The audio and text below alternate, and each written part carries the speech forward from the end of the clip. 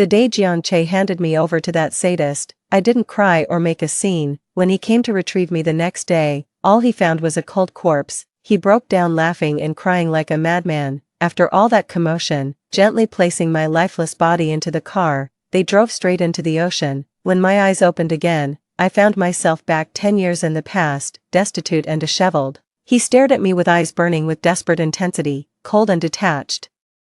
I turned and walked right past him, never glanced his way again. Just like in my past life, one glance told me this youth would rise to dazzling fortune, but this time, I had no intention of keeping him. When you, he shouted urgently, the voice seemed to traverse a century. I froze mid-step, my body locking up. Assistant Xiao snapped, "How dare you address President Liu so casually, get out of here now." He stood there stubbornly, deaf to my words, staring at me unblinkingly. There's always been an insurmountable chasm between us, both then and now. In our past life, he tried desperately to bridge the gap between us by tormenting me relentlessly, yet my unyielding pride refuses to bend. In the end, it broke nonetheless. When, "President Liu, please give me this chance. I'll take Lu Hua to greater heights." He repeated those same words again, word for word, yet I didn't turn back. Even knowing his ambitions reached beyond the heavens, his mind ran deeper than the ocean. And he wielded ruthless methods without hesitation, and I knew his words held truth. After Jian took over from Lu Hua, the family not only changed their surname but grew significantly more powerful. I know all too well. He repeated that very address 100 times by my lifeless corpse, just like now. Hearing it only turns my stomach. This means, he's returned too. No need, Lu Hua isn't right for you. I walked away without another glance. Yet could feel his scorching gaze burning into my back like needles. Humiliating memories from my past life came flooding back. Clenching my trembling body, I straightened my spine and walked away step by step. Back in my office, I suddenly realized my back was drenched in cold sweat. I'm certain now, Jianche has also been reborn. Will he ruin Lu Hua again and humiliate me like he did in our past life? I'm not sure. But this time I'll never give him another chance. Jiangche's parents' company was unfortunately eliminated in the industry competition. His father couldn't take it and took his own life. His mother passed away soon after from overwhelming grief. Jianche became an orphan at a young age. He blamed all his misfortunes on Lu Hua Corporation, vowing to destroy it by any means necessary. After dropping out of school, he deliberately joined Lu Hua as a salesperson, starting from the bottom. Eventually, he single-handedly accounted for 70% of the company's sales, becoming my father's most trusted right-hand man. Then they colluded with outsiders to bankrupt Lu Hua Group, becoming its largest creditor. The shock gave my father a heart attack, leaving him paralyzed in the hospital, and I was forced to shoulder the debt alone. Fair competition is inevitable in business. Lu Hua did nothing wrong. Had he played fair to edge out Lu Hua, I might have respected him for it. But resorting to underhanded tricks to frame us, that's utterly unforgivable. This lifetime, I'll steer clear of that rabid dog Jianche no matter what. 3. With Jianche's rebirth and capabilities, he'll inevitably rise to the top, whether at Lu Hua or elsewhere, and it'll happen even faster than in my past life. He won't let me off that easily. I went to see Chenyi, the marriage candidate my father had chosen for me. Back then, I was strongly against arranged marriages, believing true love should be found with someone compatible. That's why I always kept Chenyi at arm's length. He later became Jianche's sworn rival, saving me from dire straits multiple times, even pleading desperately to take me away. Back then, I already felt unworthy of him and pushed him away harshly. Now, gazing at his youthful, handsome face before me, I can't help but sigh. Why couldn't I recognize the longing in his eyes back then? Instead, I fell for that madman Jianche. Jianche probably never knew I once had feelings for him, not even till his dying day. That secret affection vanished when he mercilessly trampled me into the mud, believing total domination was the only way to possess me. Unlike Jianche's rugged masculinity, Chenyi had an androgynous beauty. Those slightly upturned peach blossom eyes made him seem like a natural flirt. Only later did I realize he was actually deeply devoted to one person. The butler mentioned you. You were looking for me. He seemed to have rushed over, his breathing slightly uneven, yet he feigned perfect composure in my presence. With his head slightly bowed, those peach blossom eyes, tinged red at the corners, held an unconscious allure. I stared at him for a long moment. Only when he shifted uncomfortably did I finally speak. Uncle Chen mentioned you're an excellent pianist. Would you teach me? Chinyi's father and mine were lifelong friends, so our families arranged our betrothal years ago. But I've always resented this arranged marriage and made my refusal clear. In my past life, I'd hardly ever visited Chinyi's home. He must have been quite curious about my sudden visit. Chinyi learned piano abroad and had just returned from studying overseas, preparing to take over the family business. Meanwhile, I couldn't bear seeing my father struggle alone, so I started managing the company at a young age. His smile blossomed across his face, radiant and captivating, of course. Truly wonderful. I came to him with a clean slate. He still had feelings for me. The melodious music played all afternoon in the Chen family villa's piano room. A magpie perched on my windowsill for the longest time. We talked about everything under the sun, from literature to politics, as if we'd known each other for years, though we'd just met. The thought of marriage suddenly crossed my mind. Maybe marrying him sooner rather than later wouldn't be such a bad idea. Dad will be over the moon when he hears this. He never misses a chance to sing Chinyi's praises to me. That's exactly what he wanted, isn't it? As for Chinyi's opinion, look at that adorable blush still lingering on his face, speaking so gently, as if raising his voice might startle me. I suppose that means he's willing. Let's join forces sooner to weather the storms that may come. I couldn't wait to get home and discuss this with Dad, so I politely declined Chinyi's invitation to stay for dinner. Under his wistful gaze, I walked toward the gate, took 2 steps, then turned back and dashed to his side, planting a quick kiss on his cheek before he could react, then scurrying away. God, I'm so bold. By the time I reached my doorstep, my face was still burning. Stepping out of the car, I pressed my burning cheeks, wondering how I'd explain to Dad about suddenly falling for Chinyi and insisting on marrying him right away. When you, that nightmare of a voice echoed again. A figure emerged abruptly from the shadows by the doorway. In the darkness, those piercing eyes stared straight at me. You've come back too, haven't you? 5. I'd imagined countless times what it would be like to see Jiangche again. Should I strangle him, scream at him, or demand to know why he treated me this way? Yet when facing him alone again, I found myself pitying him more than anything. The answer was painfully obvious. A petty man who'd groveled as another's lapdog, yet refused to treat others as human. I've nothing left to say to him. I steadied my nerves, took a deep breath, and raised my chin to meet the person's gaze. You're the one who interviewed today. Sorry, you've already been rejected. Coming here now won't change anything. If I were you, I'd try my luck elsewhere instead of wasting time with this desperate persistence. When you don't have the right to address me so familiarly. Throwing yourself at someone like this is downright disgusting. That pretty face of yours is the only decent thing about you. Otherwise, you're completely worthless. I suggest you drop this nonsense and leave before I call security. He fell silent and took several more steps toward me. His eyes burned with predatory intensity. Remorse, anguish, regret, resignation, hope, everything but acceptance or surrender. I held my ground, meeting his gaze without flinching. What? Are you trying to force a deal? I already told you I'm not interested. He gripped my arms tightly and pleaded urgently. I'll rise to the top and stand by your side. Wait for me. Okay. His touch made me physically uncomfortable. Before I could pull away, a pair of strong hands yanked me into an embrace. Who the hell are you? How dare you lay hands on my woman? The comforting scent of sandalwood instantly eased my frayed nerves. Looking up, I saw Chinyi's sharply defined jawline. Those once tender eyes now glimmered with frost. Only I stand as her equal. What right do you have to compare? Jiangche narrowed his eyes and growled, let her go. I wrapped my arms around Chinyi's waist and spat coldly. You're the one who should leave. He's my fiancé. Who gave you the right to shout? Jiangche staggered slightly, disbelief coloring his voice. You, when did you two get together? Impossible. There's no way you'd like him. I straightened up with a cold laugh.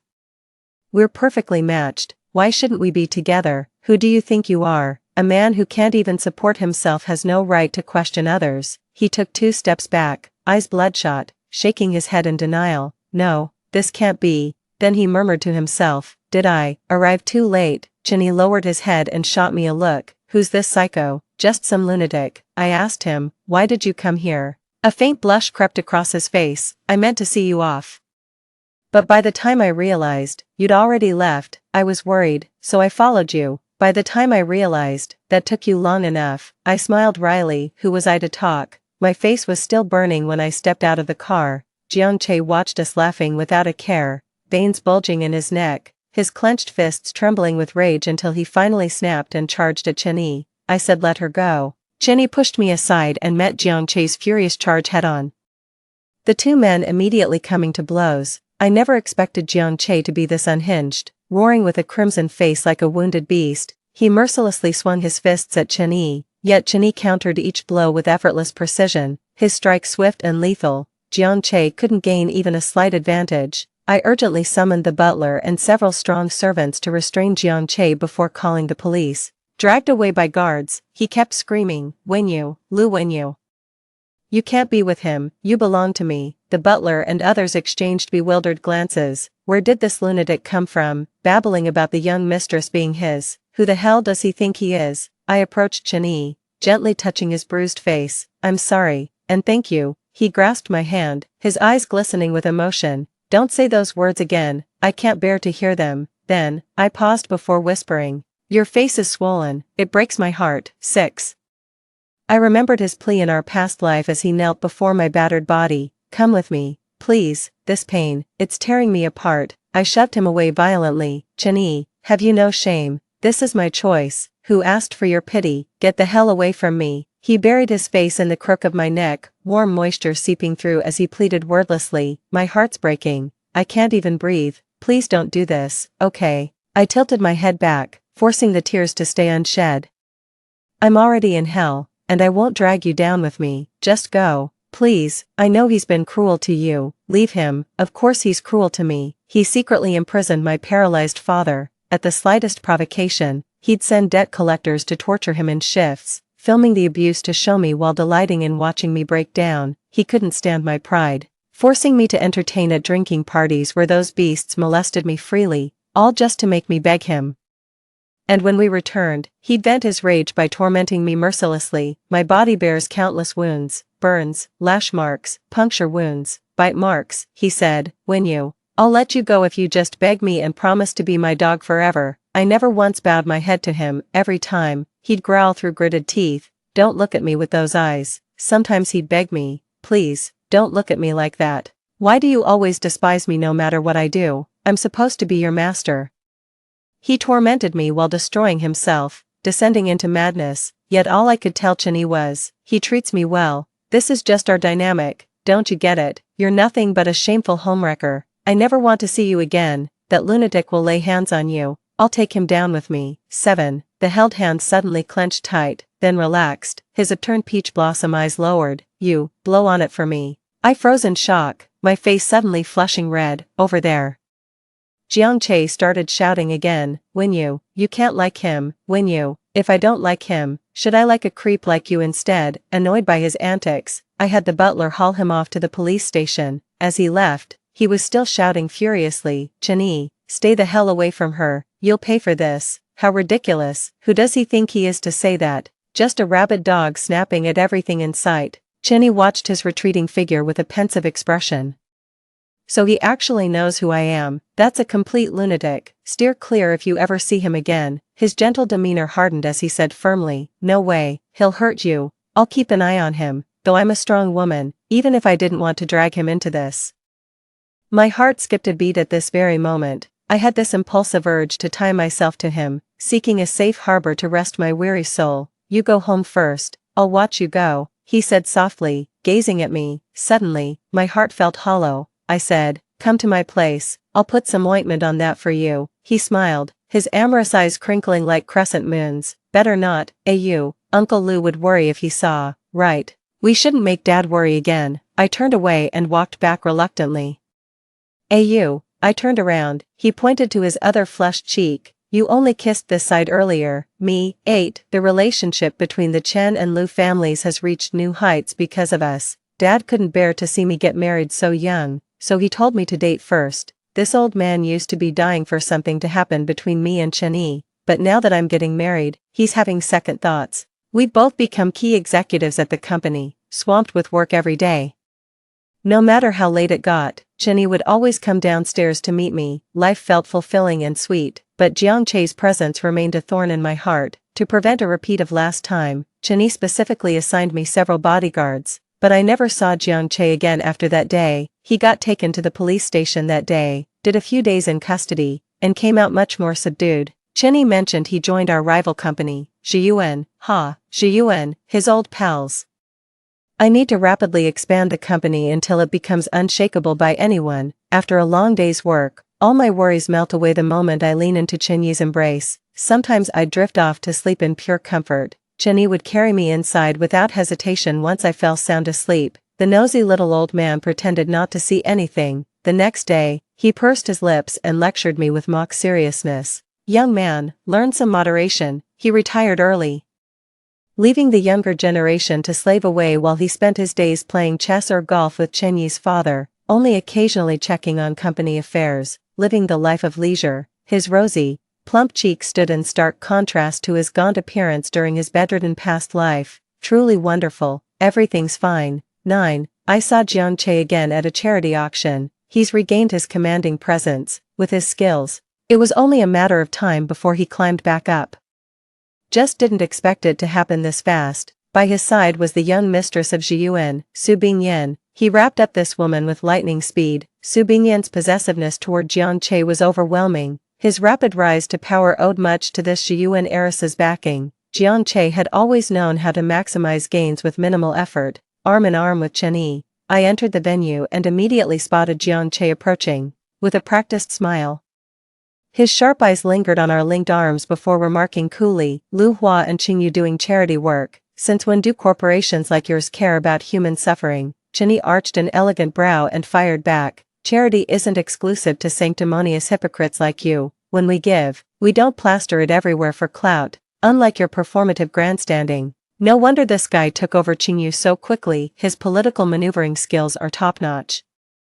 Already a seasoned operator, I glanced at Su Bingyan standing beside Jiang Che. The wariness and scrutiny in her eyes were unmistakable. Logically speaking, we've never crossed paths in this lifetime, and I've kept my distance from that lunatic. So where's this hostility coming from? Su Bingyan's gaze briefly met mine before shifting to Chenyi beside me, her defiant smirk practically reaching the heavens. Two second-rate companies daring to compare themselves to Zhiyuan. I suggest you broaden your horizons before making fools of yourselves. Chenyi simply smiled and ignored her. Engaging with a woman who doesn't know her place is beneath one's dignity. No wonder boss Zhiyuan has no successor with a daughter like that. Jiang Che saw his chance and took control early. Su Bingyan is the classic dumb blonde, constantly being manipulated by Jiang Che, yet her true nature is utterly vile.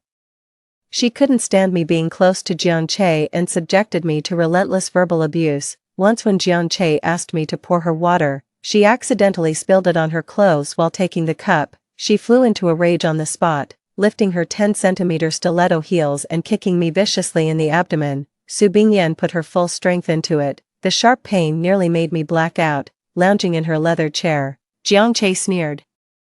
Hurry up and get on your knees to apologize to Bingyan. That excruciating pain haunted me for months. Even now, I can still feel a dull ache in my abdomen. Not wanting to see those two, I pulled Chenyi into the venue. 10. Among today's auction items is a Ming Dynasty blue and white water-patterned porcelain bowl that I'd like to bid on as a birthday gift for my father. Glancing at the list, it's scheduled for later. The socialites exchanged pleasantries while awaiting the auction's commencement.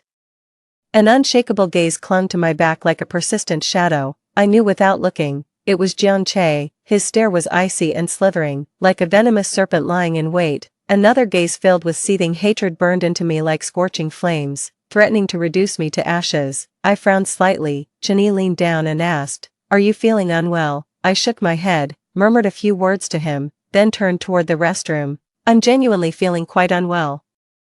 Jiang Che and Su Bingyan are the last two people I want to see, yet these two just won't stop staring at me. The mirror reflected an elegant woman, radiant and vibrant. This is life at its most glorious. No one knows how deeply I cherish this hard-won life. For those I care about, I'll grow stronger. Suddenly, a strikingly seductive woman appeared in the mirror again. She crossed her arms, eyeing me with a scrutinizing gaze, her posture dripping with condescension. "What's your relationship with Jiang Che?" Ignoring her, I casually pulled a tissue from the wall dispenser and meticulously wiped my hands. Su Bingyan arched her meticulously drawn brows and snapped impatiently, "I'm talking to you. Cat got your tongue." I turned around with a scoff. "Since when am I obligated to answer your questions? If it's about your man, go ask him instead of bothering me." Su Bingyan's chest heaved visibly. "Lu Hua." "No, Lu Wenyu, right." You're already engaged yet still clinging to Jiang Che. Is this how a proper young lady behaves? Even streetwalkers have more decency. How pathetic, acting all innocent while being such a slut underneath. Does the young master of Qingyu know about this? Picking up my bag by the sink, I gave her a pointed look. When a rabid dog barks at you, the wisest move is to walk away, not entertain its mindless yapping with arguments. Su Bingyan was still grinding her teeth in frustration when I left the restroom. When she finally caught on, she rushed after me and yelled furiously, "Who are you calling a dog?" I stepped back to keep my distance. "If you keep blocking my way, I'll call security." "Lu Wenyu, how dare you seduce my man and still act righteous?" "Fine, go ahead and call everyone over. Let's see who's truly shameless here. Which eye of yours saw me seducing your man? This is utterly ridiculous." "Does she enjoy inventing imaginary enemies?" Su Bingyan snorted coldly, her distorted facial expression making her makeup appear unnaturally stiff. "Still playing innocent? Jiang Che's phone is filled with your photos. At first I thought he downloaded them online, but turns out you actually exist. Who'd have thought the esteemed daughter of the Lu family would be such a shameless homewrecker? Disgusting." 11. She said Jiang Che's phone was filled with my photos. My blood ran cold. That lunatic still wouldn't let me go. I'm certain I've never seen him before. Then it must be him. He probably hired a private investigator to tail me and took those photos when I let my guard down. A sudden chill ran down my spine. But this woman slinging mud in front of me was equally revolting. "Su Bingyan, aren't you just another pathetic gold digger? With all your wealth, you still can't keep a man. What a worthless piece of trash." "What did you just say?" she finally snapped. Probably used to being pampered as the young mistress, nobody had ever given her this brutal reality check before. "Tisk, I barely said anything, and you're already throwing a tantrum. Your ignorance and shallowness guarantee no man would ever take you seriously. Without Jiyuan's protection, you're literal trash, the non-recyclable kind. I'll tear you apart." She lunged at me, hand raised to strike. I dodged sideways. But her long nails still grazed my neck, an instant sting that probably drew blood. Su Bingyan wasn't done. She shrieked and lunged at me again, claws out. I quickly grabbed her wrists. We tumbled into a messy scuffle. Su Bingyan was furious with me, her temper flaring as she swore to scar my face. Suddenly, I felt the weight lift off me. Su Bingyan was yanked to her feet. With a sharp crack, she was slapped without warning. The air hung heavy for several seconds. I stared blankly at the man before me. Utterly bewildered, Jiang Che gazed at me vacantly. "Wenyu, I'm sorry, this is my fault. I won't let her hurt you again." How utterly ruthless. You'd even hit your own mistress that hard. Su Bingyan stood frozen for a moment before shrieking in hysterical fury. "Jiang Che, you actually hit me for her. I knew you two were screwing around. I won't let dad go easy on you. I'll send this bitch straight to hell." I took out a compact mirror from my bag to check my reflection. A long finger mark stretched across my neck, already oozing blood. Whether in this life or the last, Su Bingyan always came at me with full force. 12. Just as Jiang Che tried to approach me, Chinny rushed over in haste. "Ayu." The moment he saw the scratches on my neck, understanding dawned. His peach blossom eyes turned dangerously cold as they locked onto that wretched couple. "Ayu, let me get you cleaned up first. We'll settle this score later." I grabbed his arm. "Don't bother." Then shot Su Bingyan a contemptuous look. "What I need is a rabies vaccine. I'll settle my own scores." Su Bingyan's face darkened further as she screeched. "Chinny, don't you know this woman's been cheating on you? She's not satisfied with just you. She's been secretly hooking up with Jiang Che behind your back, and you still treat this kind of woman like some treasure. Aren't you afraid of becoming the laughingstock of your entire company?" Chinny glanced at Jiang Che with a sardonic smile. "I believe the real laughingstock here should be Mr. Jiang. After all, having a girlfriend like you is nothing short of disgraceful." Jiang Che seemed completely unfazed, his unblinking eyes fixed intently on me. I slowly closed the distance between us. His breathing suddenly became ragged, a flush spread across his face, carrying an inexplicable anticipation. "Wenyu," with my neck burning, I walked to his side with a faint smile, suddenly raised a hand and slapped Su Bingyan across the face. Put every ounce of strength into it. The force sent her stumbling backward in disarray. Sigh, that felt satisfying. "You scratch my neck, I slap your face, fair's fair." Then I turned around, shaking my stinging hand before returning to Chinyi's side. Chinyi lifted my hand and gently blew on it. "Does it hurt? Next time, don't use your bare hands, grab something nearby instead." I gave a slight nod before we walked away hand in hand. Behind us, Jiang Che held the hysterical Su Bingyan while staring at me with inscrutable eyes. 13. The auction commenced. As items were successfully auctioned one after another, it finally came to the Ming Dynasty blue and white water pattern bowl my father adored. The auctioneer announced, a Wanli-era blue and white water pattern bowl from the Ming Dynasty, starting bid at 600,000. The bidders gradually raised their offers until the room fell silent at 1.5 million. My bid. 1.6 million, auctioneer, 1.6 million going once, 1.6 million going twice. Someone raised their paddle again from the corner. Ah, that gentleman bids 2 million. Any further bids? I turned to see Jiang Chen sitting expressionless while Su Bingyan stared at me with defiant eyes. I raised my paddle again. 2.2 million. The gentleman bids 2.5 million. Seems he's determined to outbid me. Chinny was about to raise his paddle again when I stopped him. You, this bid is for Uncle Lu. He can't outbid us. If we really went all out, we might not lose to Jiang Che, but this bowl has far exceeded its actual worth. I don't want to waste time on such meaningless things anymore. Chinny held my hand with adoration in his eyes. If you're unwilling, I can get it for Uncle Lu through other channels. Going head to head with that lunatic Jiang Che clearly isn't wise, if he wants to burn money. That's his business. We gave up, but Chinny kept raising the bid several more times, forcing Jiang Che to win the auction at a steep price of 4 million. In the end, Chinny threw up his hands, shrugged, and put on an utterly innocent expression. I couldn't help but laugh. 14. As we were leaving the auction house, we ran into Jiang Che and his companion again at the entrance. Su Bingyan sneered at me with arrogant triumph. Lu Wenyu, not everything goes your way. Even if Lu Hua and Qing Yu joined forces, you're no match for Zhi Yuan. The moment she finished speaking, Jiang Chen approached me holding the blue and white porcelain bowl he'd just auctioned. Zhi Yuan intends to align with Lu Hua and propose a long-term strategic partnership. Consider this antique a goodwill gift for Uncle Lu. What's your stance on this?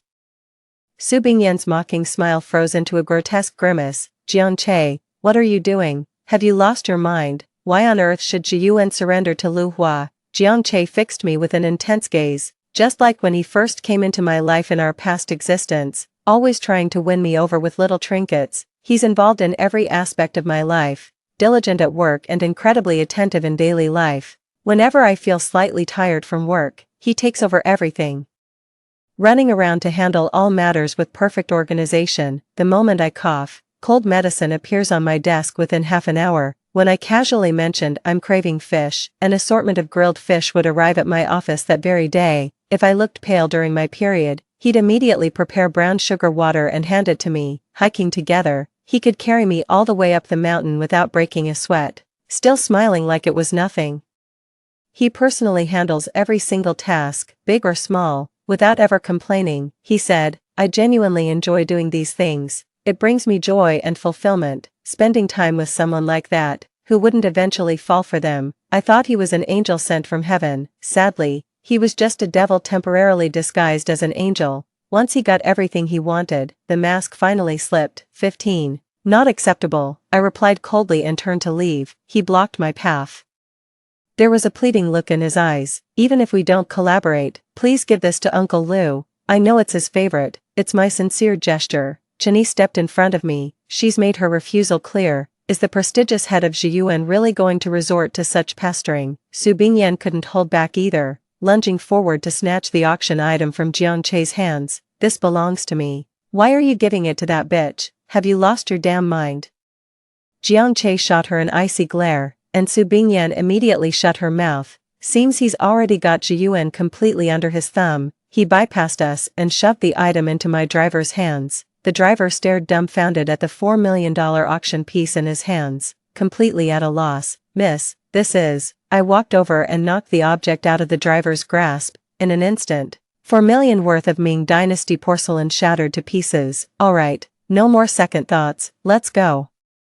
I got into the car without looking back. Behind me, Su Bingyan's furious screams echoed. The security guard called out to the cleaning lady, hey, come clean up these broken bowls. 16. After the auction, both Chinny and I threw ourselves into hectic work, but recently, Qing Yu has been plagued by nasty rumors. First, quality issues emerged in the newly developed project. Many homeowners reported severe quality defects in their newly purchased properties. Walls were riddled with cracks. Floors leaked. and even exposed steel reinforcements were visible. These complaints made headlines as media outlets began extensive coverage. The so-called homeowners put on a convincing show of rustic sincerity on camera, winning public sympathy and sparking widespread condemnation of Qingyu as unscrupulous developers. People say these buildings went up without proper foundations. A year's construction was rushed into 6 months. Who could feel safe living in homes that'd collapse at the first earthquake? Can you guarantee this area won't have earthquakes for 70 years? Go ahead and buy if you're comfortable with it. Personally, I wouldn't dare. Later, someone secretly filmed inside Qingyu's sales office. Agents were discriminating against customers only accepting full cash payments, outright ignoring mortgage applicants who couldn't even get a glass of water. Amid the growing public outcry, Qingyu suddenly found itself at the center of a storm, becoming the target of widespread online condemnation. A wave of homebuyers who had purchased Qingyu properties rushed to cancel their contracts, flooding sales offices. Some even unfurled protest banners. Qingyu's stock plummeted repeatedly, wiping out hundreds of millions in market value within days. Qingyu faced its worst PR crisis in history. My hands were shaking with rage as I read these news reports.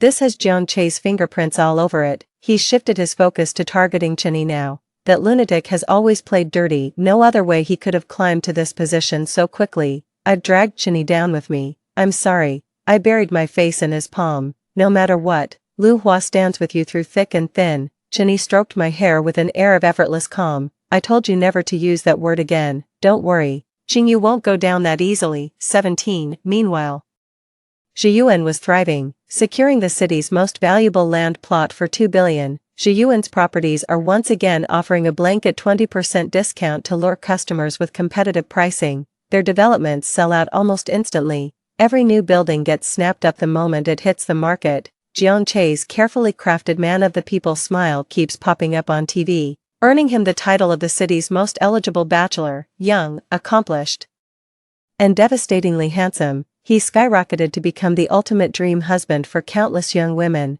Beneath that sanctimonious facade lies a heart of shocking depravity. I've meticulously documented his misdeeds during this period: forced evictions, accidental killing of property owners, coercing families to declare the deaths as suicides, illegally raising private equity funds from civilians, amassing fortunes overnight to finance his side ventures, trafficking antiquities, money laundering, drug smuggling, black market deals. Any one of these could land him a decade behind bars. That's what he did in his past life, climbing the ranks this fast in this life. He's definitely up to no good. That's why I've had people tailing him all along. We may not have all the evidence yet, but the documents we've got are enough to land him in hot water. As I was leaving Qinyi's place and getting into the car, I suddenly ran into Jiang Che, who hadn't been seen for ages. Would you join me for some tea? He asked me tentatively. You can bring your bodyguards. I won't lay a finger on you. I turned to get in the car. Don't you want to know how I'll deal with Qinyi? This is just the beginning. All it takes is a cup of tea to make me back off. I froze mid-step. He coaxed persuasively. Just at the tea house across the street. Won't take much of your time. With 4 bodyguards trailing me, he couldn't possibly pull anything, since it concerned Qinyi. I was curious to see what trick he had up his sleeve. 18. The tea house was elegantly simple. A 2-story building I'd never noticed before. Didn't realize such a refined place had opened near my home. Jiang Che always kept his distance from me, and naturally, my bodyguards wouldn't let him get too close. The moment I stepped into the tea house, a seemingly refined middle-aged man approached and greeted, "Mr. Jiang, we've been expecting you." I froze instantly. That man was nothing but a beast in human clothing. Calling him an animal would be giving him too much credit. He's nothing but a despicable piece of trash at his core. Jiang Chen exchanged pleasantries with him calmly. "Director Liao, I forgot to mention, your gift is waiting upstairs. Please, after you." All the while, his eyes never left me. My whole body was tense, my teeth chattering uncontrollably as I struggled to hide any sign of distress from him. Liao Hai's lecherous gaze swept over me, his yellowish, murky eyes rolling obscenely as he teased Jiang Che. "You've got quite the catch here. Absolute top-shelf material." Jiang Che patted his shoulder. "Director Liao, if we don't go up now, people will start getting impatient." Right, I'm heading up now." He brushed past me with booming laughter. The very gust of wind he stirred making me nauseous. I couldn't hold back anymore, gripping the table as dry heaves racked my body. Jiang Che moved to approach me, but I snapped sharply, "Don't you dare touch me." His eyes glistened with unshed words, a silent storm of unspoken emotions. "When you, is it really you? Did you come back too?" I steadied my breathing as sudden realization dawned. This tea invitation was Jian Che's ploy all along, to test if I'd been reborn. He brought that sadist from our past life to gauge my reaction. "Jian Che, you make me absolutely sick." He stretched out his hands, pleading urgently. "I had no choice. You've been avoiding me like the plague, and I don't understand why everything changed when we were so close in our past life. You clearly don't like that Chen-Yi, yet you keep hurting me for his sake. I can't tell if you've also been reborn, but I know you hate me, yet in this life, I've never harmed you. I've realized my mistakes. Can we start over? I won't lay a finger on you ever again, won't hurt me again." I let out a cold laugh. "Jian Che, you've seen my corpse, you knew exactly how he treated me, yet you still conspired with him, even brought him here to test me. How dare you ask for my forgiveness?" He suddenly dropped to his knees, his face twisted in anguish. "When you, I had no other way. To rise quickly and stand by your side, I had to use them as stepping stones. I've worked tirelessly to become worthy of you, and now I have. Please, trust me. I won't spare anyone who's hurt you. No matter what I become, I'll always be your loyal dog. Let me treat you right again, just like before. Please." The tea house was completely empty. No one witnessed the humiliating state of Zhi Yuan, the most influential figure in the entire provincial capital. Clearly, he had prepared for this long ago. I took a deep breath, straightened my back, and looked down at him with an air of superiority. "Let Qingyu go. Turn yourself in at the police station and confess all your crimes. If you ever get out, I might actually respect you." The air hung heavy with silence. Occasional screams and sobs of a woman echoed from upstairs. Despite the soundproofing, every sound carried crystal clear through the serene tea room. Jian Che slowly rose to his feet, the sorrow vanishing from his face as it hardened with determination. "When you, it's impossible. That way we'll never be together." "Then let's not say another word, you're on your own." I turned and walked out. I couldn't stay there another moment. He suddenly grabbed me from behind, pressing his forehead against the top of my head. He murmured, when you, I'll never let you go, never." The bodyguards swarmed in and pried him off in seconds. I turned around and slapped him hard across the face. "I feel absolutely disgusting and need to shower immediately." At my signal, the bodyguards gave Jian Che a proper welcome. Clutching his head, he desperately cried out, "When you, don't leave me." I quickened my pace to escape that suffocating place. 19. Qingyu was being targeted, while Chen-Yi remained remarkably composed in contrast. Even I had to admire his composure. I submitted evidence of Jian Che's crimes, and the authorities have launched an investigation. Though given Zhi Yuan's considerable influence, it's being conducted discreetly. Then one day, a major scandal suddenly broke online. The land Zhi Yuan acquired at great expense now faces new zoning restrictions, capping their building height at 7 stories. Their original development plan was for a 30-story tower. A 7-story limit would mean losing their entire investment. Investors who initially poured money into this promising project are now scrambling to withdraw their funds, fearing they won't get their money back. Zhi Yuan's cash flow suddenly dried up. The real estate project he invested in was halted due to the economic crisis. With no clear completion date in sight, homebuyers demanded refunds en masse, with protest banners appearing at the sales office. How the tables have turned. Jian Che himself was ordered to remain in the city and cooperate with the investigation due to suspected involvement in multiple criminal activities. Zhi Yuan's news instantly overshadowed Qingyu's story, becoming front-page headlines across all media sections. 20. Chen-Yi was in an unusually good mood and offered to treat me to barbecue. I wouldn't miss it for the world. He took me to the newly popular barbecue street. This place brims with the vibrant pulse of life. This is living at its truest. We picked the liveliest spot, melting into the crowd to soak up the bustling energy of humanity. Amid the roaring chatter around us, we thoroughly enjoyed our meal. Dip the flatbread in sauce, wrap it around sizzling, aromatic skewers, and add some scallions for extra flavor. That first bite is pure bliss. Life feels complete. Ayo, try this purple rice cake, your favorite. Chen-Yi's on feeding duty. I just focus on devouring everything. A sense of tranquil bliss. Honestly, was it you who messed with Zhi Yuan's investment deal? Chen-Yi batted his innocent peach blossom eyes. That's slander. He raised his hands. I didn't do anything. Just had them delay releasing the planning announcement. I took a bite of the purple rice cake. That little delay just cost Jiangche over $1 billion.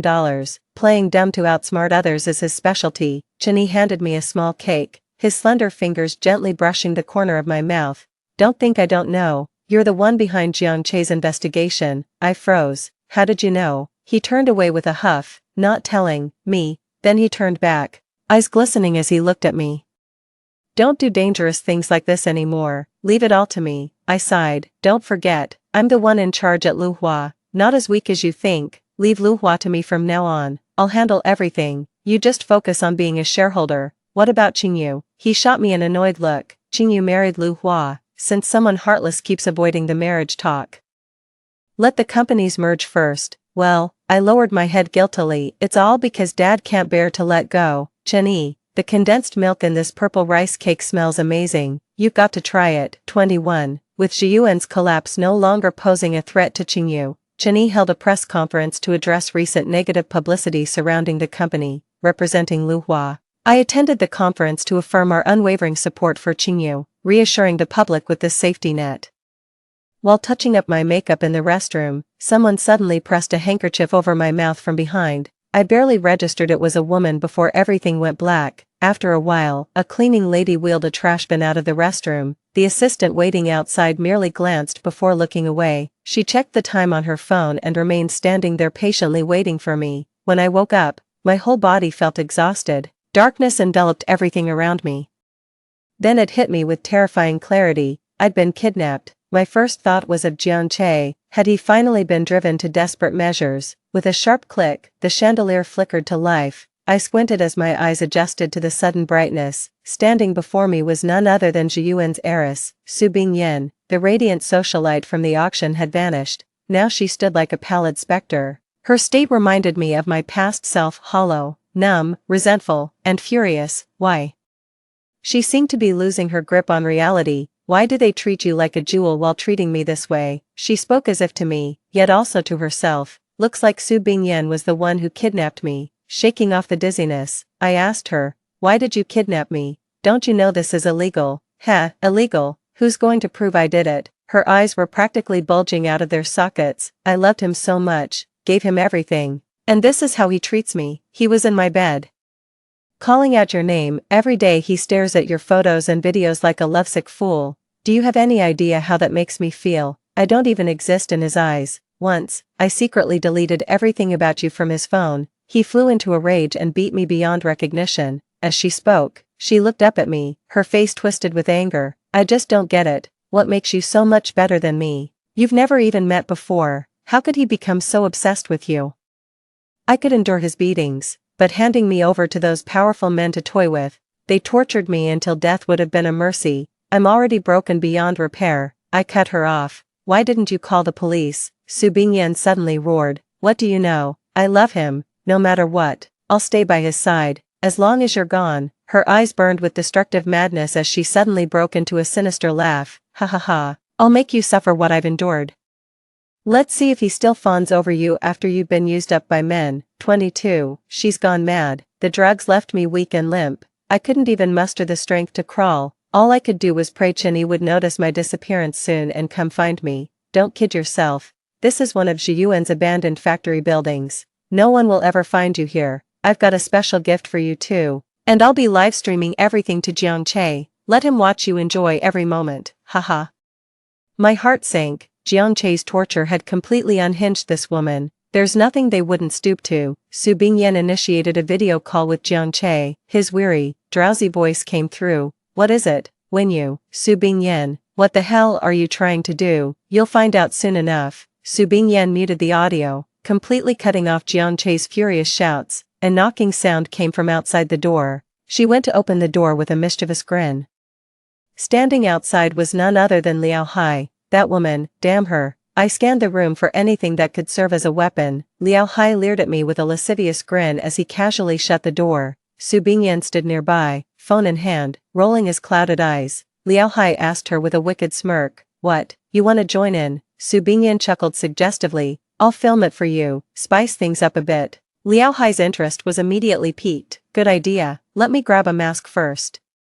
By the way, are you sure Jiangche brought her here? Absolutely, after what she did to Zhiyuan, Do you really think Jiang would let her off the hook? That puts my mind at ease. That kid always cleans up his messes. Liao Hai slithered his repulsive body toward me, drool dripping from his gaping mouth. I scrambled backward, pressing against a protruding spike on the rusty bed frame, letting the pain sharpen my survival instincts. Even if Chinny doesn't make it in time, I'll tear a chunk of flesh from this bastard. The man and woman before me wore expressions of vile greed on their faces. Liao Hai picked up a prepared whip from the table, slowly advancing toward me. Liao Hai, I wasn't brought here by Jiang, it was this woman. Think carefully, Jiang won't let you off. Neither will Lu Huan nor Qingyu. Liao Hai paused and turned his gaze to Su Bingyan. Don't listen to her. It's just the desperate struggle of a cornered beast. What are you waiting for? Do it now, Liao Hai, I continued. Chen Yi, the CEO of Qingyu Group, is my fiancé. Even if I die here today, he'll track you down, and your death will be far more gruesome than mine. Are you absolutely sure about this? I need to stall for time before Chen Yi arrives. She's lying through her teeth. Su Bingyan regretted not gagging me sooner. No one knows she's here. Haven't you been lusting after her for ages? This is your last chance. Don't let her trick you. She put down her phone, snatched the whip from Liao Hai's hands, and lashed out at me viciously. The pain subsided into a tingling numbness as I gritted my teeth in silence. Liao Hai beside me completely gave in to his animalistic urges, snatching the whip from Su Bingyan's hands to torment me. Su Bingyan stood by, cackling hysterically while filming with her phone. A pair of sick freaks. I pretended to cower from their blows, then grabbed a bamboo skewer from the table and thrust it viciously toward Liao Hai's eyes. My reflexes weren't quick enough. He dodged just in time. Enraged, Liao Hai was about to charge at me when the door suddenly burst open. Jiang stood there like the king of hell, his entire body radiating icy fury, eyes burning crimson. 23. Su Bingyan rushed over to act coquettishly with him, only to be knocked unconscious by a brutal slap. Liao Hai gripped the leather whip, his expression growing feverish. President Jiang, care to join us? Perfect, we'll play together. Jiang Chen approached in silence, casually picked up a rope from the table, then suddenly strangled Liao Hai with it. Liao Hai thrashed violently when realization struck, his eyes bulging like a suffocating fish. I'll make every single person who hurt you pay. His grip tightened, veins bulging across his forehead and neck as he stared at me unblinking. Liao Hai's years of debauchery had left him physically depleted, no match for Jiang. That trembling body was his last desperate struggle. I turned my head. The commotion gradually died down over there. Meanwhile, thick smoke began rising outside the door.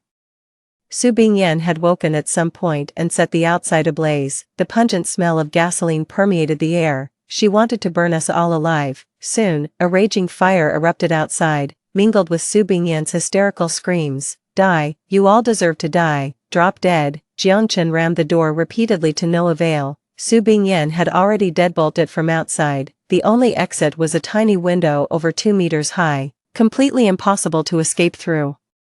Flames had already engulfed the entire room. Thick smoke made breathing agonizing, yet my mind remained eerily calm. In this lifetime, I've had Chen Yi by my side, and my father's in good health too. I have no regrets left. After several failed attempts, Jiang turned back to look at me.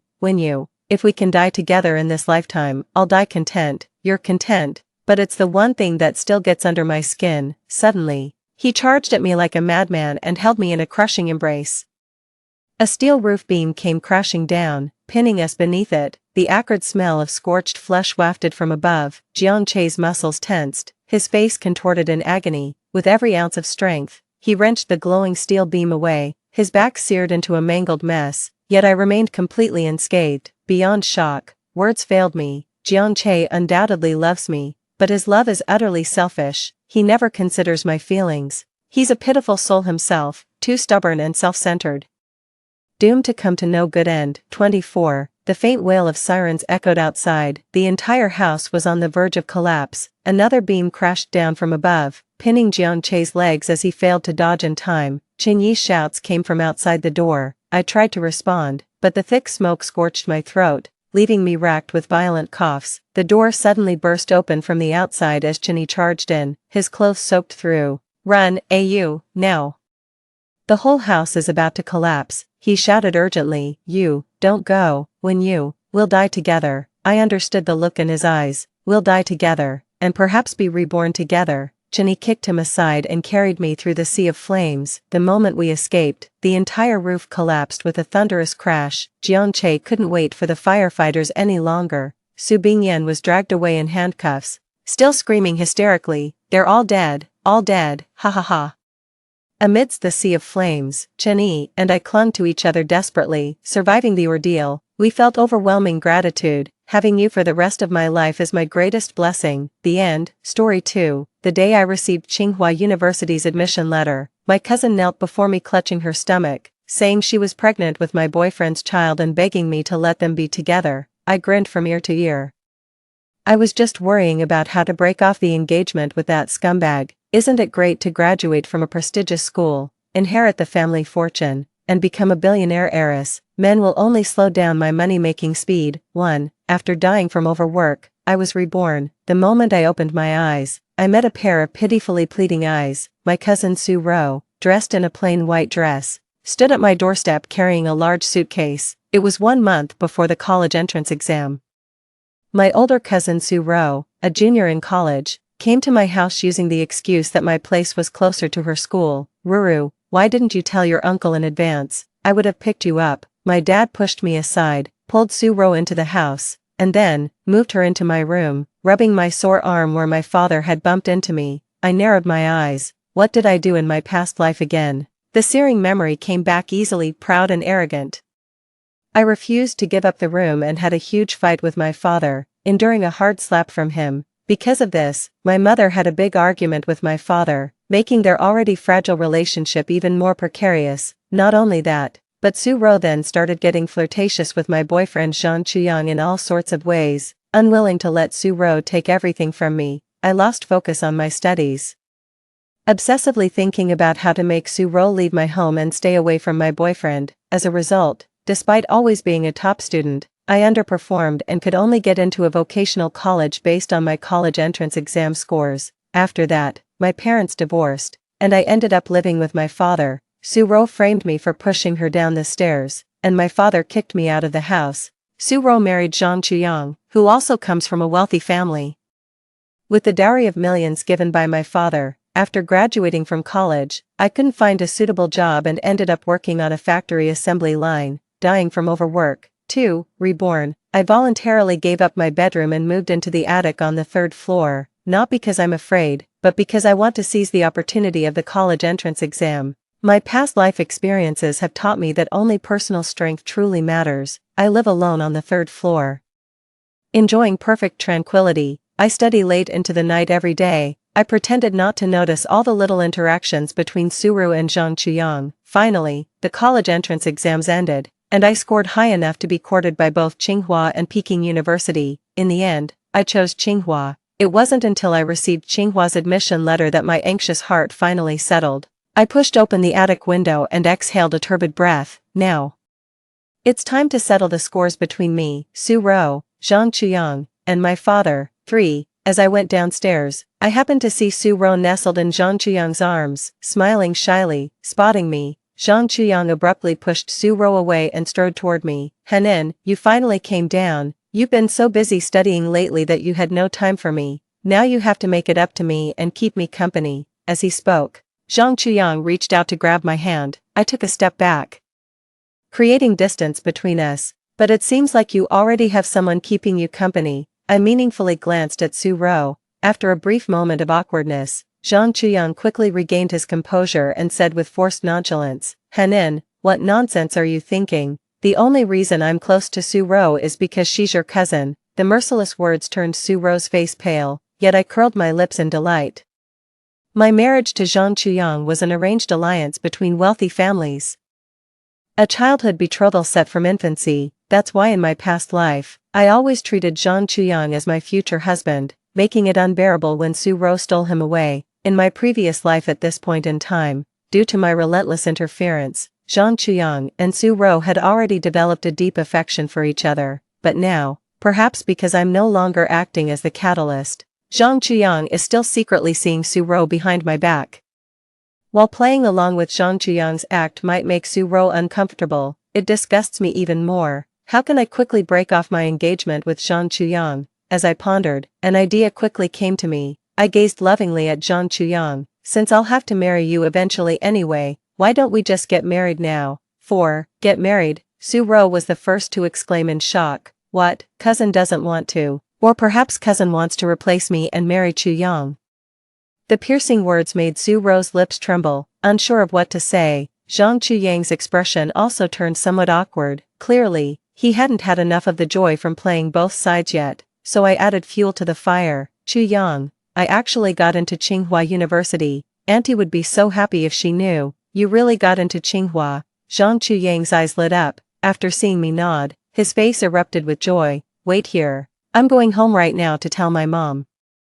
The Zhang family made their fortune in the coal mining business years ago. Though the mining industry declined later, their family wealth remained substantial, and they invested in other ventures. Although their family is wealthy, none of them have achieved academic success. The most educated person in their family is Zhang Chuyang. He, who is 3 years older than me, entered society directly after high school without attending college. As a result, the Zhang family is often criticized behind their backs, being called upstarts who lack sophistication. The more one lacks something, the more they flaunt it, no matter where she goes. Mother Zhang brags about my good grades. Now that I've been admitted to Tsinghua, she surely hopes I can marry into the Zhang family soon. The moment Zhang Chuyang left my house, Su Ro couldn't hold back anymore. Clutching her stomach, she knelt before me. Hanin, I've wronged you. I'm pregnant with Zhang Chuyang's child. I know. After all, the safety helmets used by Zhang Chuyang and Su Ro were the ones I had pre-punctured with a needle. My resounding words abruptly halted Su Ro's sobs. How could you possibly know? With a slight curl of my lips, I said nothing and stepped upstairs. It seems there's a tough battle to fight this afternoon. I need to rest well for a while to conserve my energy. 5. Bang bang bang. I was awakened by violent knocking on the door. Immediately after, my father's irritable voice sounded outside, locking the door inside the house. All you do every day is study and sleep. I might as well have raised a pig. Why don't you learn from your cousin? She gets up early every morning to cook. And, frowning, I walked straight to the door and opened it. Seeing my expressionless face, my father's incessant nagging suddenly stopped. His face then twisted in anger. You damn brat. How dare you look at me with those eyes? As he spoke, his hand was about to strike me. I quickly descended the stairs, causing him to miss his swing. Downstairs, Father Zhang, Mother Zhang, and Zhang Chuyang were laughing heartily. Their smiles widened several times over when they saw me. Su Ro, who was serving tea nearby, had tears in her eyes. It seems the Zhang Chuyang family still doesn't know about Su Ro's pregnancy. TSK. And here I thought Su Ro was so capable. I never thought I'd have to be the one to expose this matter personally. 6. Uncle, Auntie, I walked up to Zhang's mother. Zhang's mother immediately noticed the Tsinghua admission letter in my hand, taking it to examine repeatedly. Then she passed the admission letter to Zhang's father before taking my hand. Our Hanin is truly outstanding. I absolutely adore you. As soon as my father came downstairs, she couldn't wait to say to him, in-laws, Chuyang is already in his 20s, and Hanin has come of age. How about we hold the wedding first and register the marriage later? The Zhang family's status is above ours. Hearing Mrs. Zhang's words, my father temporarily set aside his dissatisfaction with me and forced a smile. Of course, that sounds good. So, when do you think would be the best time to set the date? Seeing Zhang's parents and my father already starting to discuss the wedding date for me and Zhang Chuyang, I could only find it ridiculous. My mother hasn't returned from work yet, and they're blatantly disregarding her presence. Looking at Su Ro beside me, her eyes were fixed intently on Zhang Chuyang. Zhang Chuyang, who would usually melt at Su Ro's smile, now sat upright, completely ignoring her hints. TSK, in the face of interests, their love seems insignificant. How about next month then? Let's have the wedding before Hanin starts school. Sounds good to me, Mr. and Mrs. Zhang immediately agreed with my father. At this moment, I spoke up. Uncle, Auntie, I also want to marry Chuyang, but, as I spoke, I cast an accusing glance at Su Ro and said pitifully, but she actually went behind my back to seduce Chuyang and even got pregnant with his child. 7. My words shocked everyone present. Hanin, are you mistaken? She's your cousin. I wish I were wrong too, but she personally told me this not long ago. At this moment, the eye drops I applied earlier could finally take effect. Tears plopped down. I lowered my head pretending to cry, while stealing glances at Su Ro from the corner of my eye. among the three Su brothers. Only my father managed to get into university and married my mother. He leveraged my mother's family influence to establish the Su group. But the real power in the company lies with my mother. My father is just a nominal president. As for my father's brothers and their families, though their lives improved considerably with my father's discreet support, they still couldn't compare to our household. Su-ro has envied me since childhood. I've spelled it out this clearly. If Su-ro still doesn't seize this chance to marry into wealth, I'd actually look down on her. Fortunately, this time, she didn't let me down. Su-ro, under everyone's gaze, knelt before Zhang's parents, uncle, auntie, Chu-yang and I truly love each other. Before Zhang's parents could react, Zhang Chu-yang couldn't wait to stand up. I clearly took safety measures. How could you possibly be pregnant, with that one sentence? The matter was confirmed. Chu-yang, I don't know how this happened. Didn't you say you never liked Sui-han, that she was dull and wooden, and that you'd break off the engagement with her to be with me eventually? You also said, shut your mouth. In his panic, Zhang Chu-yang slapped Su-ro across the face. The next second, Zhang's father kicked Zhang Chu-yang in the stomach. You disgraceful brat, you've shamed our entire Zhang family. Why are you hitting our son? Mother Zhang protested. It's clearly that slut Su-ro seducing my boy. If anyone should be beaten, it's her. Mother Zhang grabbed Su-ro by the hair. My father rushed to intervene. In her fury, Mother Zhang even scratched my father, afraid of getting his face scratched. My dad took a step back. Then Su-ro was pinned to the ground and beaten by Zhang's mother. Unable to dodge, Su-ro suddenly clutched her stomach. The baby, my baby. A streak of crimson flowed from Su-ro's legs onto the floor. 8. Fearing a manslaughter charge, Zhang's mother immediately stopped and dialed 120. Half an hour later, Su-ro was carried onto the ambulance. Zhang's parents, Zhang Chuyang, and my father anxiously followed behind. I sat on the living room sofa, watching the figures heading outside. A cold smirk curling at the corner of my lips. Just at that moment, a gloomy gaze swept over. It's my dad. He suddenly turned his head, just in time to catch the smile on my face. I instinctively suppressed my smile, then quickly realized I was no longer the timid and incompetent version of myself from my past life who had been oppressed by him. I raised my head and flashed a bold smile at my father, seeing my defiant look for the first time. My father's anger flared up as if he was about to come back and settle the score with me. However, the ambulance outside couldn't wait any longer, so he had no choice but to board it and leave. Not long after the ambulance left, my mother returned. She was dressed in a fitted business suit with her hair up, though in her 40s with fine lines at the corners of her eyes. She still retained her graceful charm. Her hair was slightly disheveled, clearly showing she had rushed back in a hurry. Hanin. Auntie told me something happened. What's going on? Her tone was somewhat cold and rigid from being preoccupied with work, yet her eyes were full of concern. Unfortunately, this concern was something I failed to see in my past life. Back then, it never even crossed my mind whether Mom worked so hard for my sake. I just thought she only cared about making money and didn't love me at all. I've been rebellious since childhood, always going against my mother. Even when my mother gave up the Sioux group and divorced my father, with the sole condition of taking me with her, I stubbornly chose to stay with my father because I couldn't bear losing to Su-ro. In the end, my disappointed mother left with nothing, giving up everything to go abroad. Thinking about it, I felt my nose sting with unshed tears. Mom, I threw myself into her arms, holding her tightly. Mom, you're finally back. 9. In my past life, I was rarely close to my mother, since being reborn. We've become much closer, but compared to ordinary mother-daughter relationships, there's still some distance between us. My mother's body stiffened at first, then she relaxed and patted my back awkwardly. Hanin, did someone wrong you? I nodded and told her what happened today. Zhang Chuyang and Su-ro were secretly together. They even had a child. How outrageous. My mother fumed. I'm going to confront them right now. The Zhang family and the eldest son's family must give me an explanation today. With that, my mom pulled me out the door. She drove me to the hospital. When we arrived at the hospital, Su-ro was lying weakly on the hospital bed. Zhang's parents, Zhang Chuyang, and my dad were all in the ward. The other three looked grim. Only my father fussed over Su-ro with concern. Ruru, does it hurt? Are you hungry? Tell uncle if you feel unwell. My baby. Su-ro stroked her belly with tears. My father's tone grew even gentler. The baby is fine. You just need to rest and recover now. Don't worry about anything else. Thank you, uncle. unable to listen any longer. My mom pushed open the hospital room door and sneered, you were never this considerate with Hanin. Anyone would think Su-ro isn't your niece but your illegitimate daughter. 10. My mom was practically speaking for me, saying everything I wanted to say. As expected, my dad also got angry.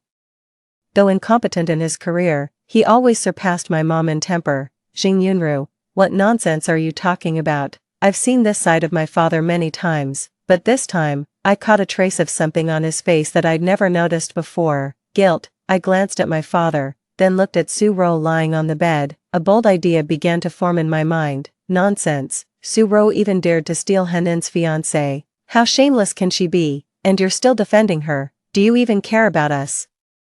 Your wife and daughter. Su-ro is still young and doesn't know better. Besides, she's not an outsider, she's my niece. Seeing the two about to erupt into a fierce fight, I quickly grabbed my mom's hand. Mom, coming to her senses, my mom took a deep breath, temporarily suppressing her anger toward my dad, and turned to look at James' parents. The previously amused expressions of James' parents immediately tensed up. In-laws, well, don't call me in-laws.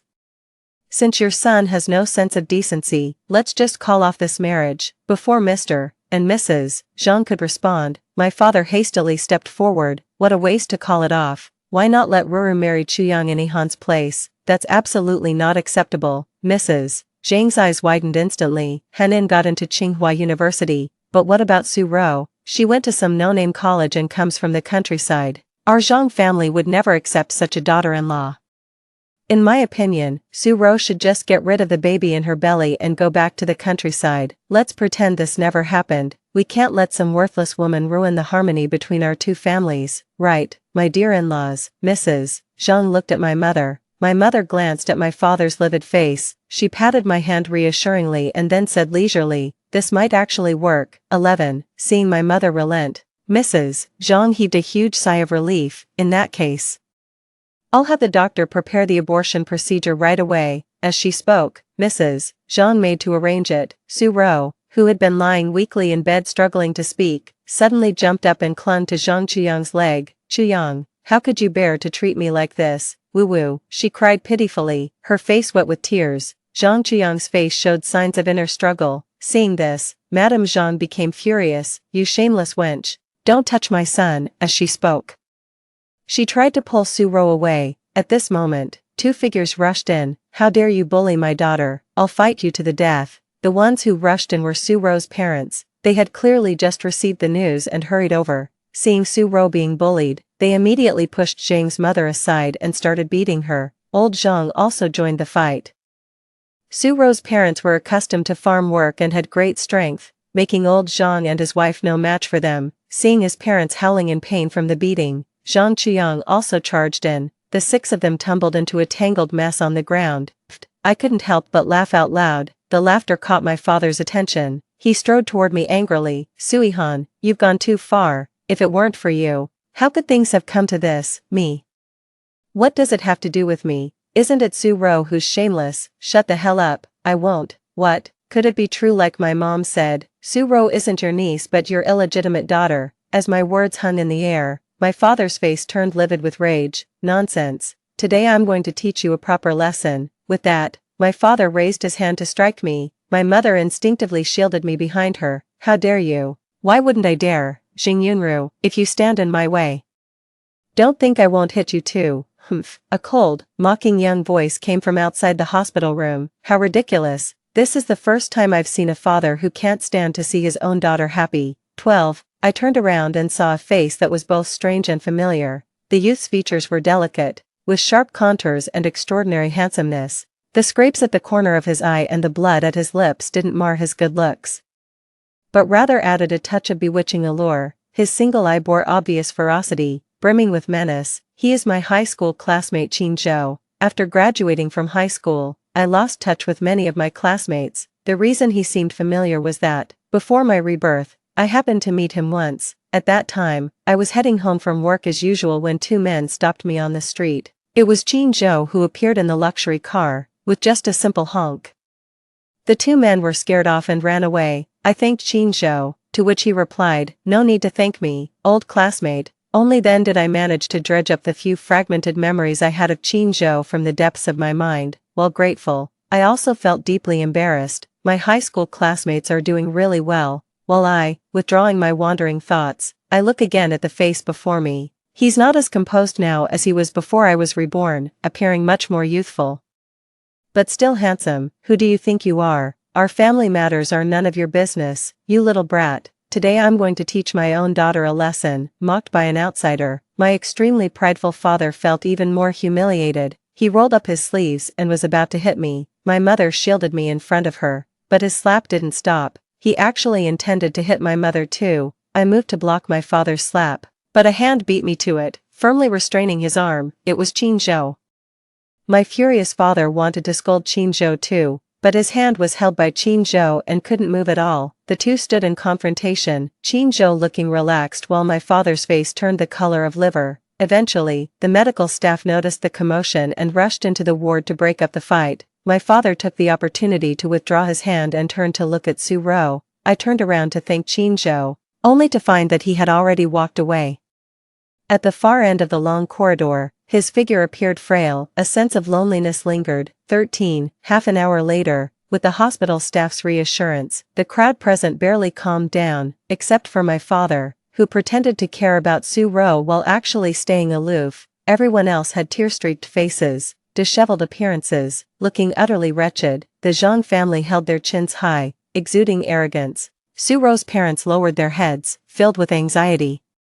Their greatest dream was to have Su Ro marry into a wealthy family, yet moments ago, they were beating that very wealthy family to the ground. The child in Su Ro's belly must be aborted, Father Zhang angrily declared. Mother Zhang chimed in. I'd rather die than let Su Ro step into our household. That's unacceptable, Father Su protested. Your Zhang Chuyang got our Su Ro pregnant. If you won't take responsibility, we'll make a scene at your company's entrance and let the public judge who's right. Su's father's words made James' parents turn pale. 200,000, that's a human life. You think you can buy a life for 200,000, you? James' father interrupted Su's mother's relentless demands. 500,000, this time. As soon as he finished speaking, Su Daqiang and Lu Meifeng eagerly nodded. Deal. On the hospital bed, Su Ro cried until she fainted. She really fainted.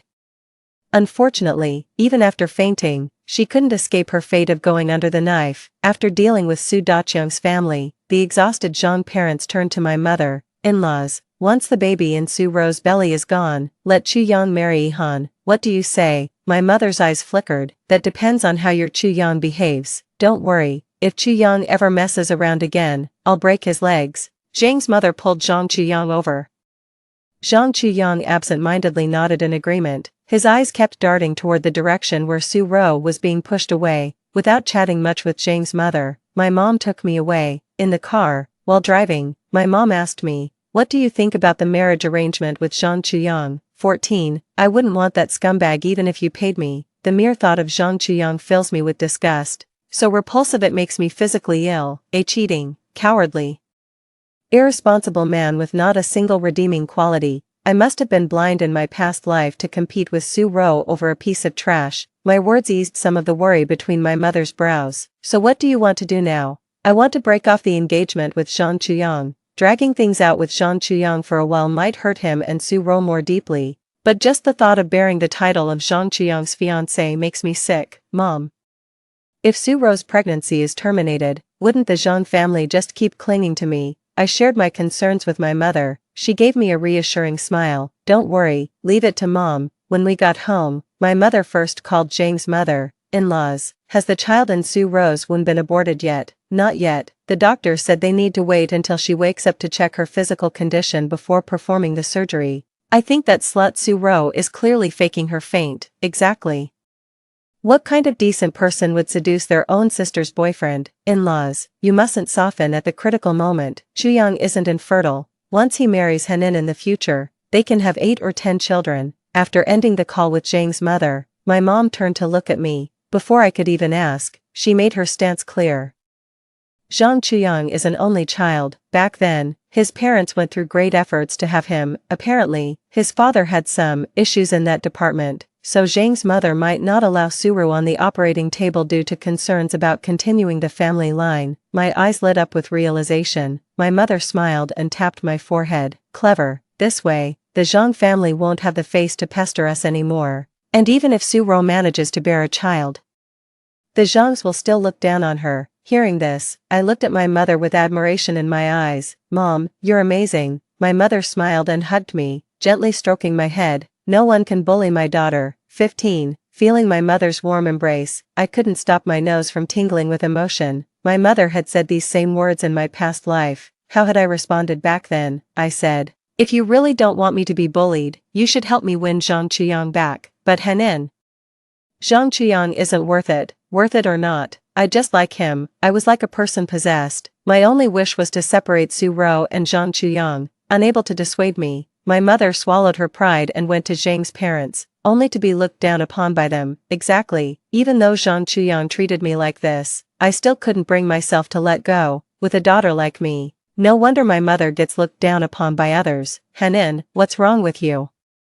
Sensing my emotional turmoil, my mother asked with concern. Buried in my mother's arms, I muttered, Mom, I think Dad, he doesn't deserve to be my father. It's as if we weren't close enough before. There was always something between my mom and Dad too. Normally my mom was busy with work, while my dad squandered her money showing off everywhere. Looking back now, their relationship had been troubled for a long time, but for my sake, my mom kept enduring life with my dad. But now I see clearly, a father who doesn't care about me is someone I can do without. I wish my mother would file for divorce from my father, but she didn't. She just held me tightly, and after a long while, let out a sigh. Although somewhat disappointing, it's understandable. After all, in my previous life, my mother filed for divorce from my father a year later, by which time I had already been mentally broken by Zhang Chuyang, Su Ro, and my father. She was completely disillusioned with my father and wanted to take me away, but now, apart from defending Su Ro, my father doesn't seem to have committed any other unforgivable acts. Although I really want to get rid of my dad soon, I know some things can't be rushed. 16. In the afternoon, my mom went out to prepare for my college celebration banquet. I called all the villa servants over and ordered, throw out all of Su Ro's belongings. Yes. I tolerated Su Ro for a while just for the sake of learning. From now on, I won't give anyone the chance to hurt me again. After all of Su Ro's belongings were thrown out, the servants cleaned my room, and I moved back from the attic. In the evening, my mom came home first, and right after, my dad returned. When he saw us, his arrogant expression faded, replaced by an awkward look. He walked up to my mom, took her hand and said, "At the hospital earlier, I was just too angry. Please don't be mad at me." Normally, even when he knows he's done something wrong, my dad never apologizes. He must be after something now. My mother withdrew her hand, her expression indifferent. From the looks of it, Su Ro didn't abort the child in her belly, having his thoughts exposed directly. My father felt somewhat awkward. Zhang Chuyang got tested, low sperm count. It might be hard to have children later. So this is a last resort. So what? My mother stared steadily at my father. Faced with my mother's composure, my father's guilt turned to anger. It's Yihan's own fault for not being likable enough to win Zhang Chuyang's affection. Since Ro is already carrying his child, this marriage might as well go to her. My mother also has a tough temper and immediately darkened her face. Su Zhenan, I don't care about this marriage. But what do you mean? What do you mean by saying Henin is unlikable? In your eyes, is your niece Su Ro the only likable one? Isn't that the case? My father slammed the table and stood up, pointing at me. Look at her face like I owe her millions. Where is she likable? Unlike Ro, who serves me tea, asks about my well-being, and even, 17, shut up. My mother was so angry her chest heaved up and down, worried my mother might harm her health from anger. I quickly stepped forward to soothe her. Mom, let's not be angry. It's fine if Dad doesn't love me. I still have you. Seeing my worry, my mom took a deep breath.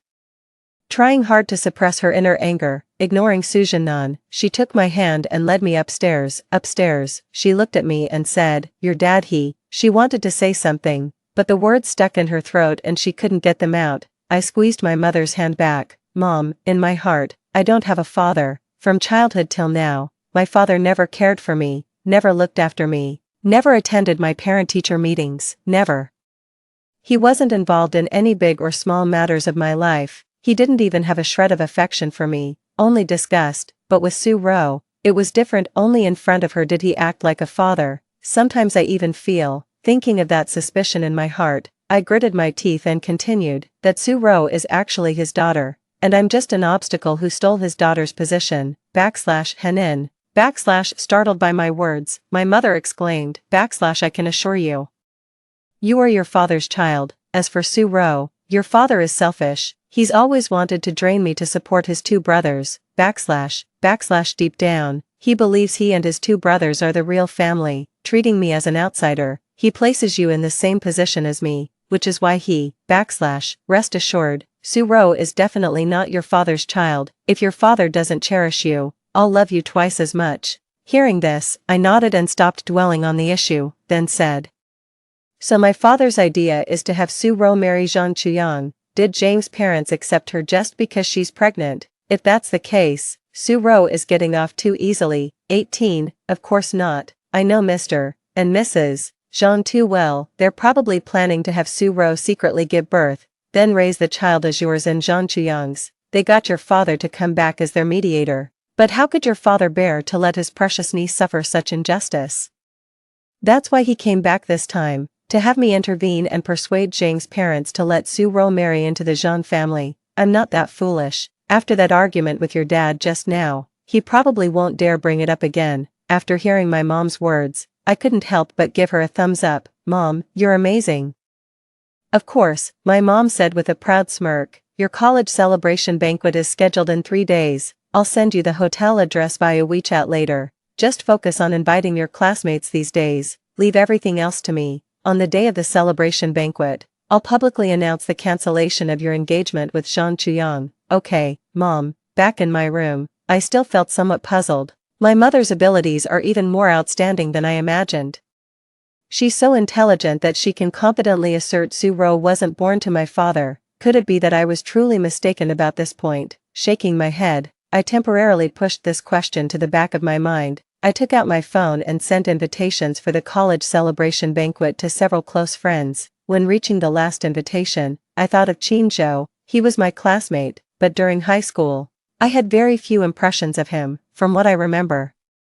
He always sat in the back row of the classroom, either sleeping or playing with his phone during class, and the teachers couldn't be bothered to discipline him. He often got into fights with others and was frequently called to the principal's office with his parents. He was the epitome of a rebellious student, yet because of his good looks, his desk drawer was always stuffed with love letters. He never even touched those letters, routinely tossing them into the trash.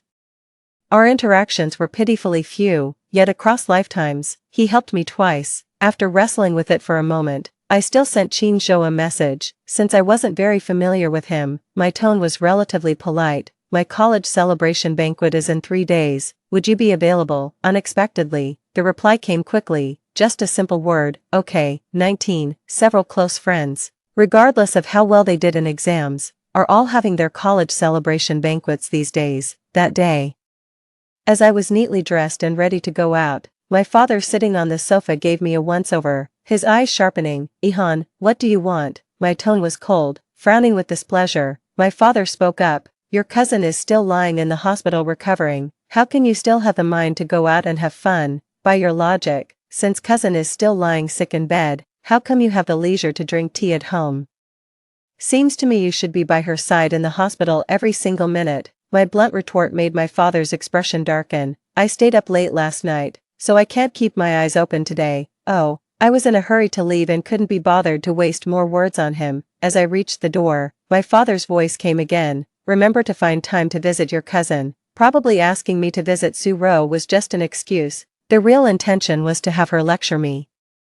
As if deaf to his words, I turned and walked away. After attending my friend's college celebration banquet, on the way back, I asked the driver to take a detour to the hospital. When I arrived at the hospital, Su-ro was sitting on the bed eating fruit fed to her by Su Daqiang and Lu Meifeng. Our Ruru is truly remarkable. It seems she'll marry into wealth sooner or later. What's the use of Su Ihan being book-smart when she can't even keep a man? When you marry Jean Chuyang, have your uncle give you a bigger dowry. The three of them had their schemes all worked out, their calculations clicking away loudly. I pushed the door open at just the right moment, but Aunt Jean just called me and said Chuyang would never marry Su-ro. Once Su-ro gives birth, she'll be sent packing back to the countryside. 20. My words caused the expressions of everyone in the room to change dramatically. Ihan, things have come to this. Even if you marry Zhang Chuyang, you can only have his body, not his heart. At this moment, the smugness on Lu Meifeng's face completely vanished, replaced by bitter anguish. Ihan, you've been fortunate since childhood, lacking nothing. Ro is different.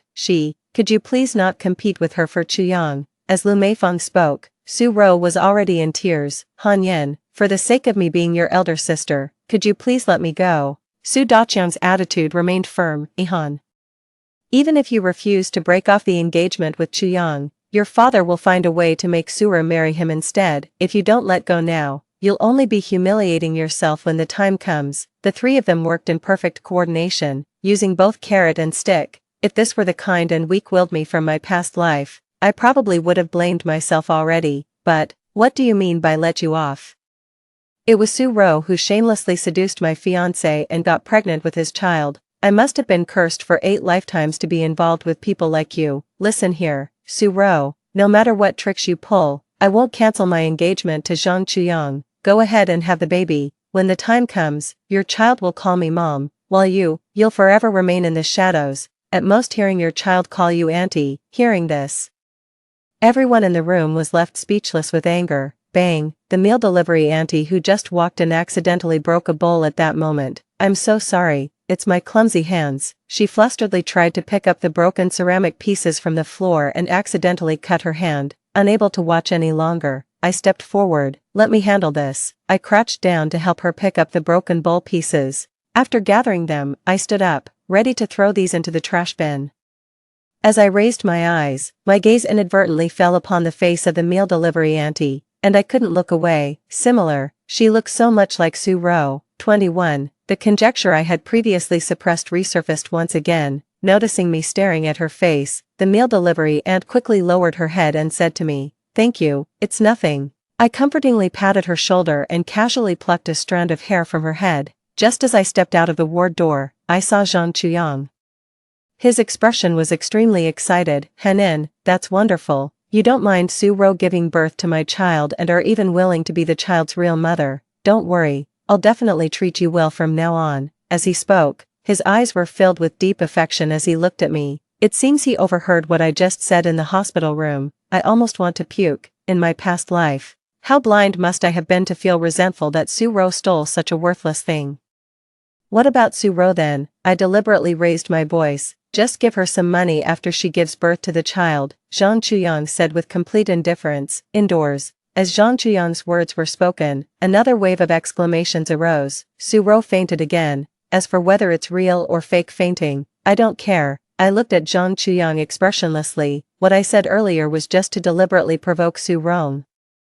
From the moment you hooked up with Su Rong, we no longer have any relationship. Please tell your parents this when you get back, so they won't go around saying I'm your family's future daughter-in-law every day. Being associated with people like you is actually quite embarrassing. After saying this, I ignored Zhang Chuyang's reaction and walked away. 22. The day before the college celebration banquet, my mom and I returned after choosing dresses, discovered Su Ro and her parents at my house.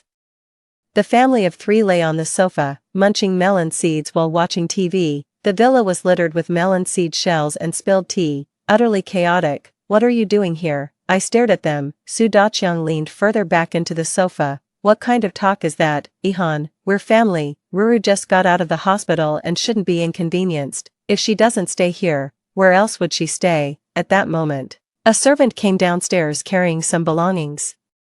I took a closer look and realized they were actually my things from my room. Noticing my gaze, Su Ro spoke up with an innocent expression. Henin, Uncle said I need a good environment to recover, so I'm afraid you'll have to stay in the attic or the guest room. Holy cow, they actually took over my room again without notifying me. I was furious. Just as I was about to speak, my mom cut in ahead of me. Security, throw this family of 3 out. How dare you? Do you know who I am? I'm the elder brother of the master of this villa. If you dare lay a hand on me, I'll have you all fired. Su Daqiang roared furiously. However, the security guards completely ignored them. After all, this villa was part of my maternal grandparents' dowry to my mother. The 3 who were thrown out sat at the entrance of my villa, cursing and grumbling. I said slowly, keep shouting and I'll call the police." As I spoke, I took out my phone. When I pressed 110, the three immediately fell silent. They got up from the ground and left with their meager belongings. "Sue-ro," I called out to her at that moment. "What else do you want?" Sue-ro could no longer keep up the act. Clutching her stomach, she looked at me with full of wariness and hatred. "Don't you dare touch my child." "Ha." I let out a cold laugh. "Just having a child won't get you into the Zhang family." 23. The Zhangs value their reputation above all. Only by making it known to everyone that you're carrying Zhang Chuyang's child might the Zhangs allow you to enter their household openly. "How could you be so kind?" Sue-ro's expression was deeply moved. She wasn't completely brainless after all. Soon, she figured it out. "Sui-han, you did this on purpose. You want to drag the Zhang family down with you in disgrace." "Yes, I did it on purpose. I've given you the opportunity. Take it or leave it." Not long after the Su Daqiang family left, my father returned. In the living room, he had an unprecedented argument with my mother. Because of me, because of Sue-ro. Their quarrel started with Sue-ro seducing Zhang Chuyang, then escalated far beyond that. My father felt that over all these years, my mother's financial dominance had constantly undermined his dignity. As for my mom, aside from feeling I'd been wronged, her biggest emotional knot was my dad's years of emotional neglect. Even my usually elegant and composed mother couldn't hold back her emotional breakdown at this moment. "Su Zhannan, you're just spineless, utterly useless, and a complete male chauvinist. If you won't protect your own wife and child, you're nothing but a heartless, ungrateful wretch with no eyes to see. Jing Yunru, you're asking for death." My father raised his hand, about to strike my mother. Of course, his slap never landed on my mother. Mid-air, it was intercepted by security. "Beat Su Zhannan to death. The harder you hit, the bigger the bonus." 24. Next, the living room was filled with Su Zhannan's screams of agony. "I've wanted to do this for a long time, even if in my past life I only ended up attending a vocational college. It wasn't impossible to make a good life through hard work. It's Su Zhannan, Sue-ro, and Zhang Chuyang. No matter what job I find, they'll use their power to ruin it for me. In my tragic past life, though I was partly to blame for being blind to the truth, I never did anything truly evil from start to finish. It was these villains who kept pushing me to the edge. The moment I was reborn, I wanted to beat Su Zhannan to death, but when I actually did it, I didn't feel the satisfaction I expected. Because of my mom. My mom's face was full of hurt. "Mom," I stepped forward to hold my mother's hand and called out cautiously. "Mom's fine." My mother forced a faint smile at me. Only when Su Zhannan was beaten into silence did my mother say to the security guards, "Stop." I still felt somewhat unwilling to let Su Zhannan off so easily. My mother patted my hand reassuringly. "Tomorrow is your college celebration banquet. It wouldn't be good if this escalated." With that, I said nothing more. Su Zhannan was sent to the hospital, and at the ward's entrance, my mother specifically arranged for someone to keep watch. At night, the light in my mother's room remained on. Unable to rest easy, I walked to my mother's room door and saw her inside, gathering all the photos she had with my father. First, she looked at them reminiscing about the past, then tore them to pieces fiercely. Indeed, I only saw my father's faults but failed to see everything he and my mother had been through together. Noticing my arrival, my mother waved at me. I walked over and nestled into my mother's embrace. My mother's voice came from above. "When I wanted to marry your father, your grandparents disagreed, saying he came from a poor background and lacked personal capability. I was bewitched by his sweet words and was determined to marry him. Now that things have come to this, it seems I truly made the wrong choice." 25. Mom, everyone makes wrong choices in life. What matters is realizing your mistakes in time. Besides, I raised my head and looked at her. Besides, if you hadn't been with Dad, maybe you wouldn't have such a smart and lovely daughter like me. My joking tone successfully brought a smile to my mom's face. She looked at me and asked seriously, "Hanin, if your dad and I get divorced, would you be okay with that?" "Yes." "Would you choose to be with me?" "I would." This time, I answered without hesitation. Perhaps my answer gave my mother strength, as confidence returned to her face. "After your college celebration banquet ends tomorrow, I'll bring up divorce with him." "Okay." I hugged my mom and slept with her. I only got up after her breathing became steady, found one of my father's short hairs on the pillow and took it out of the bedroom. Early the next morning, I made an excuse to go out first and went to the hospital to collect Sue-ro's hair, then submitted hair samples from Sue-ro and my father, as well as Sue-ro and the meal delivery aunt for paternity testing. After returning home, my mother and I set off for the hotel together. As noon approached, the guests arrived one after another. My father was supposed to be recuperating in the hospital, yet he insisted on getting up to attend my college celebration banquet. I was initially worried he might cause a scene at the banquet, but my mother reassured me that he's too vain for that, which eased my mind, just as my mother predicted. My father, who usually couldn't be bothered to glance at me, was now grinning so widely that even the bandages on his face couldn't hide his smile. "Old Sue, your daughter is really making you proud. Of course, she takes after me." Someone looked at his pitiful state and asked with concern, "What happened to you? How did you get so badly injured?" Though shadows darkened his deep eyes, my dad's smile remained bright. Just celebrating too hard after my daughter got into Tsinghua, had one too many drinks and ended up like this." 26. Hearing this, my mother and I exchanged glances, barely able to suppress our laughter. I have to admit, he's quite good at making excuses for himself. This talent for blatantly lying really comes in handy. Guests came in wave after wave, until finally, under my mother's eager anticipation, my grandparents arrived. Back then, my grandparents were angry because my mother stubbornly married my father. Over the years, although they secretly helped my mother's career, there was almost no visible interaction. Every time my mother went to visit them, they would put on stern faces. Only when facing me would the two elders show happiness. But deep down I knew they were just using me as an excuse to care for my mom. Their affection for me was simply an extension of their love for her. "Mom, Dad, you're finally here," my mother said with visible relief. My grandparents replied with proud expressions. "We wouldn't have come if we weren't worried Henin's graduation banquet might feel incomplete without us." Of course,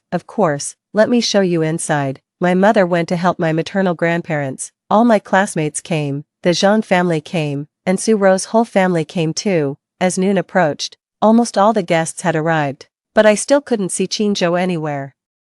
Only then did I realize I might have been a bit rash. I don't know about Qingzhou's academic performance, nor which university he got into, so inviting him over like this seems rather rash. As I was thinking this, a familiar voice suddenly came from above. "Where should I sit?" I looked up and met Qingzhou's beautiful eyes. "I'll take you there." As I spoke, a smile involuntarily bloomed on my face. 27. I took Qingzhou to the table where my high school classmates were sitting. Upon seeing Qingzhou, the girls who had been chatting freely immediately blushed and fell silent. "Henin, you're amazing. You even managed to invite the school heartthrob who never gets close to anyone." Hearing this, I just smiled without saying anything. The Su group is sizable, and most of the attendees at my college celebration banquet were business partners. I followed my parents to toast the guests. When it came to the table where the Zhang family was seated, someone raised a question.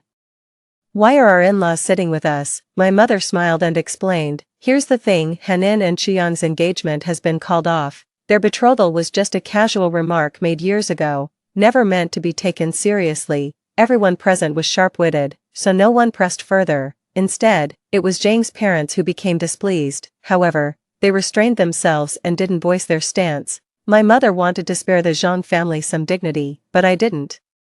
Wanting to end things gracefully after doing something disgraceful. Since when does the world offer such nice deals? I looked at Su Ro, who was clutching her stomach with a conflicted expression, as if struggling over whether to expose right then that she was pregnant with Zhang Chuyang's child. So, I simply walked toward Zhang Chuyang, who wasn't far from her. Halfway there, suddenly, my foot twisted, and I fell straight forward, and directly in front of me was Su Ro.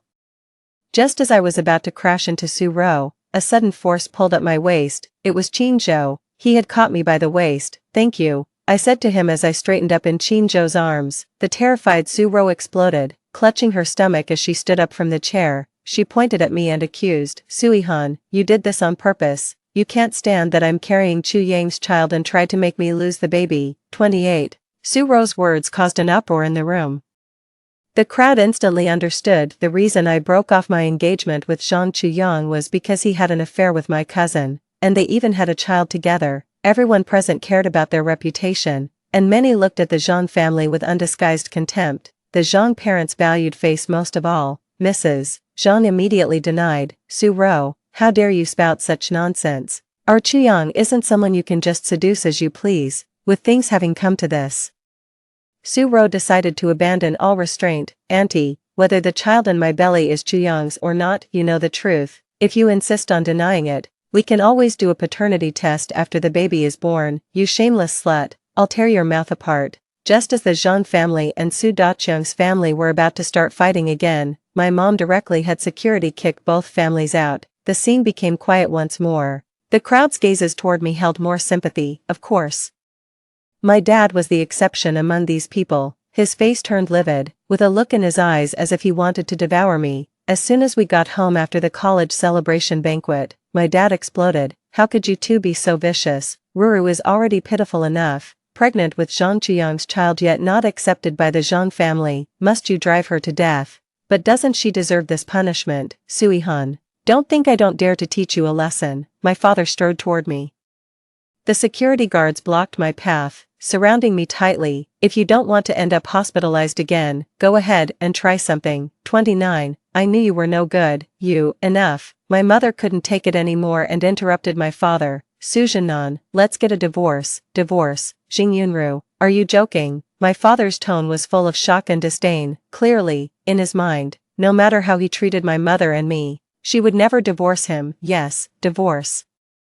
My mother declared resolutely. After taking a moment to process this, my father sneered. Fine, let's divorce then. We'll split the assets 50-50. Why should we split it equally with you? What have you contributed to this family besides eating, drinking, and having fun? I protested, but my mother said, all right, I'll have the lawyer draft the agreement later. Then it's settled. After my father went upstairs, my mother looked at me and reassured me, Hannah, since we've decided to divorce, the most important thing is to cut the knot quickly. Money can be earned again, and after all, he is your father, giving him some money isn't a big deal. My mother made a fair point, so I kept quiet for the time being. Seeing that my mother was fine, I told her I was going out to meet a friend, actually went to the hospital. I hope my guess is wrong, so that to prevent my mother from being too upset, I can let Su Zhennan get a little inheritance. At the hospital, I successfully obtained the test results. When I opened the test report and saw the results, I was so angry I could barely breathe. I guessed right. Su Ro is truly the child of Su Zhennan and that meal delivery auntie. 30. I immediately took the test results back to show my mom,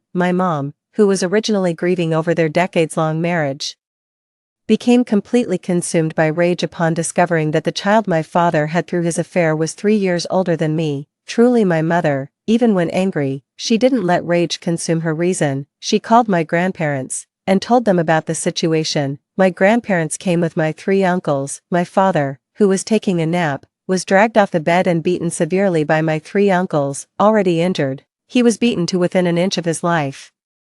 Then my eldest uncle placed a divorce agreement in front of him, demanding he sign it. When my father saw it required him to leave with nothing, he absolutely refused to sign. My uncle sneered, Su Zhennan, think carefully, if you don't sign, I'll report you for bigamy tomorrow and have you thrown in jail. Not only that, but from now on, I'll beat up every other member of the Su family I see. None of you will ever have a chance to succeed in this lifetime.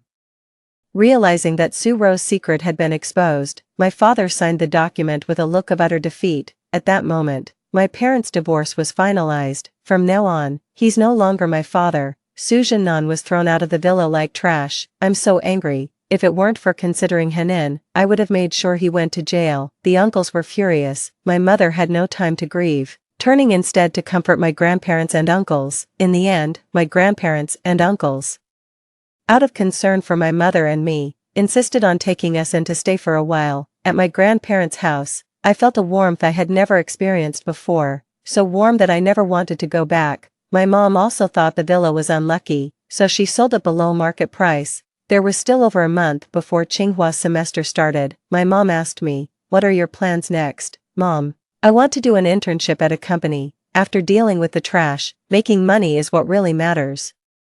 I need to learn how to manage the company early, so I can inherit the family business. After hearing my answer, my mother smiled and said, perfect, that's exactly what I had in mind. 31. My mother took me to buy several sets of professional attire. I put on the professional attire and tied up my long hair. The reflection in the mirror shows a bold and confident me, no longer the coward of my past life. The next day, I went to the company with my mom. I witnessed firsthand as my mom instructed HR to fire all the people Su Jinnan had previously planted in the company. Soon, my mom's phone in the CEO's office was ringing off the hook. Sister-in-law, we're family after all. That bastard Su Jinnan's actions have nothing to do with me. Elder sister, I've already cut ties with Su Jinnan. Jobs are hard to come by these days. Could you please not fire me for the sake of our past relationship, when interests are at stake? The brotherhood Su Jinnan took such pride in proved utterly fragile. My mom, not wanting to waste time, simply blocked all these people outright. My mother handed me over to a senior at the company, and I had a lot to learn every day. Amidst this busyness, the affairs of the Zhang family and Su Daqiang's family also reached my ears without fail. It's not that I wanted to hear, but the Zhang family's scandals were simply too numerous recently, becoming common knowledge in the circle. After Su Ro publicly announced at my college celebration banquet that she was pregnant with Zhang Chuyang's child, Zhang's parents, feeling utterly humiliated, ordered Zhang Chuyang to cut off all contact with Su Ro. Whether it was Zhang Chuyang's deep affection or Su Ro's manipulative skills, he actually continued his affair with her behind his parents' backs. When Zhang's mother accidentally discovered this, she was so furious that she was hospitalized at Zhang Corporation. Several major cooperative projects fell through due to their disgraceful behavior, resulting in heavy losses. Watching the company's stock price plummet day after day, Zhang's father was overwhelmed with anxiety. That's not all. It turned out Su Ro didn't know she was an illegitimate child who couldn't be exposed to the light. After learning that the meal-delivering aunt was her mother, she furiously scolded Su Jinnan and her biological mother for being shameless. In a fit of anger, she directly lost the baby in her womb. 32. Without her child, Su Ro lost any chance to marry into the Zhang family. Her status in the Su family plummeted. She stopped being arrogant and began to coax Su Jinnan again. After all, Su Jinnan had money in his hands. Back then, the reason Su Jinnan signed the divorce papers with my mother so readily was twofold. First, he feared going to prison and was intimidated by my uncles. Second, he had a substantial amount of secret savings. But someone accustomed to a life of luxury could hardly endure watching his savings dwindle day by day. Lured by Su Laosan, Su Jinnan became addicted to gambling. Within just a month, he lost millions, wiping out his entire fortune. 2. I heard from our former villa neighbors that a disheveled Su Jinnan came looking for me and my mother at the villa. Unfortunately, the villa had long changed owners, and he couldn't find us. 33. Hearing people discuss those individuals' miserable circumstances again, I realized my heart remained largely unmoved. We've long belonged to different worlds. Regardless of whether their future brings fortune or misfortune, I'll keep striving to become better. On the day Tsinghua University started, Zhang Chuyang stopped me at the school gate. Henin, I've completely cut ties with Su Ro. We grew up together since childhood. Childhood sweethearts, can you forgive me just this once? The ridiculous thing was, I actually saw a trace of genuine affection in Zhang Chuyang's eyes. Some people are like this, they don't cherish what comes easily, yet crave what they can't have. Sorry, I won't forgive you. Looking at Zhang Chuyang for even a second feels like a waste of my life. I walked straight past Zhang Chuyang and entered the school grounds. A familiar figure came into view. It's Qin Zhou. He's also holding an admission notice in his hand. As if waiting for me, seeing me, he approaches and extends an invitation. Want to go register together? Okay. I nodded and walked side by side with Qin Zhou. Let bygones be bygones, and fear not the future. I will eventually become the person I want to be. Story 2. The strategy failed, so I just let it all go. I tied him up, had tender and affectionate moments with him every day, and even gave birth to a son for him. Finally, I died a tragic death in front of him. I enjoyed 5 years of carefree time happily, but then the mission suddenly restarted. As soon as I was reborn, I was grabbed by the neck viciously. The man's usually well-behaved face now had blood-red eyes. Another one who doesn't care about her life, who gave you the guts to imitate Ran. Not far away, a little figure who resembled him walked out slowly, with a shiny pistol pointed at my forehead. Anyone who imitates my mother must die. 1. I was eating potato chips when the system forcefully sent me back to the world of the novel. If you don't go back, those two father-son will almost turn that world upside down. I had been away from that world for 5 years. At that time, my body in the original world had a terminal illness, and only by completing the strategy mission could I get the reward of being cured. But no matter how hard I tried, I could never win over Lin Qingling. He was like a flower on a lofty mountain that was extremely difficult to pick. In a fit of anger, I just let it all go. I tied up my strategy target who looked down on me, drugged him, had tender and affectionate moments with him every day, and gave birth to a lovely son for him. But Lin Qingling never had a good look for me from beginning to end. He always said I was disgusting. The disgust that emanated from him, from the inside out, deeply hurt me, extremely heartbroken. I took the initiative to ask the system to take me out of the world, so on the day my son turned 1 month old, like every time before, I lowered my head and kissed Lin Qingling's lips. He frowned and still didn't respond. From shallow to deep, it was my farewell kiss to Lin Qingling. I took the key and unlocked Lin Qingling's handcuffs. Under his surprised gaze, I smiled. I set you free, Lin Qingling. What trick are you going to play this time?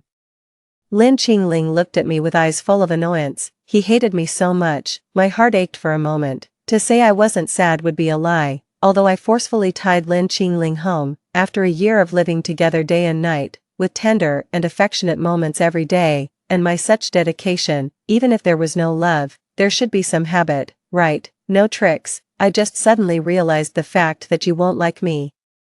I twitched the corners of my mouth and looked at Lin Qingling's back as he couldn't wait to leave. Sorry, Lin Qingling. I just have one request. Take good care of our son. I watched him open the door of the room without hesitation. He didn't even look back. Without a trace of reluctance. Goodbye, Lin Qingling, I said softly. After that, under the system's prompt of about to leave the world, I turned around and rushed towards the balcony. Jumping off, what happened after that was a blank.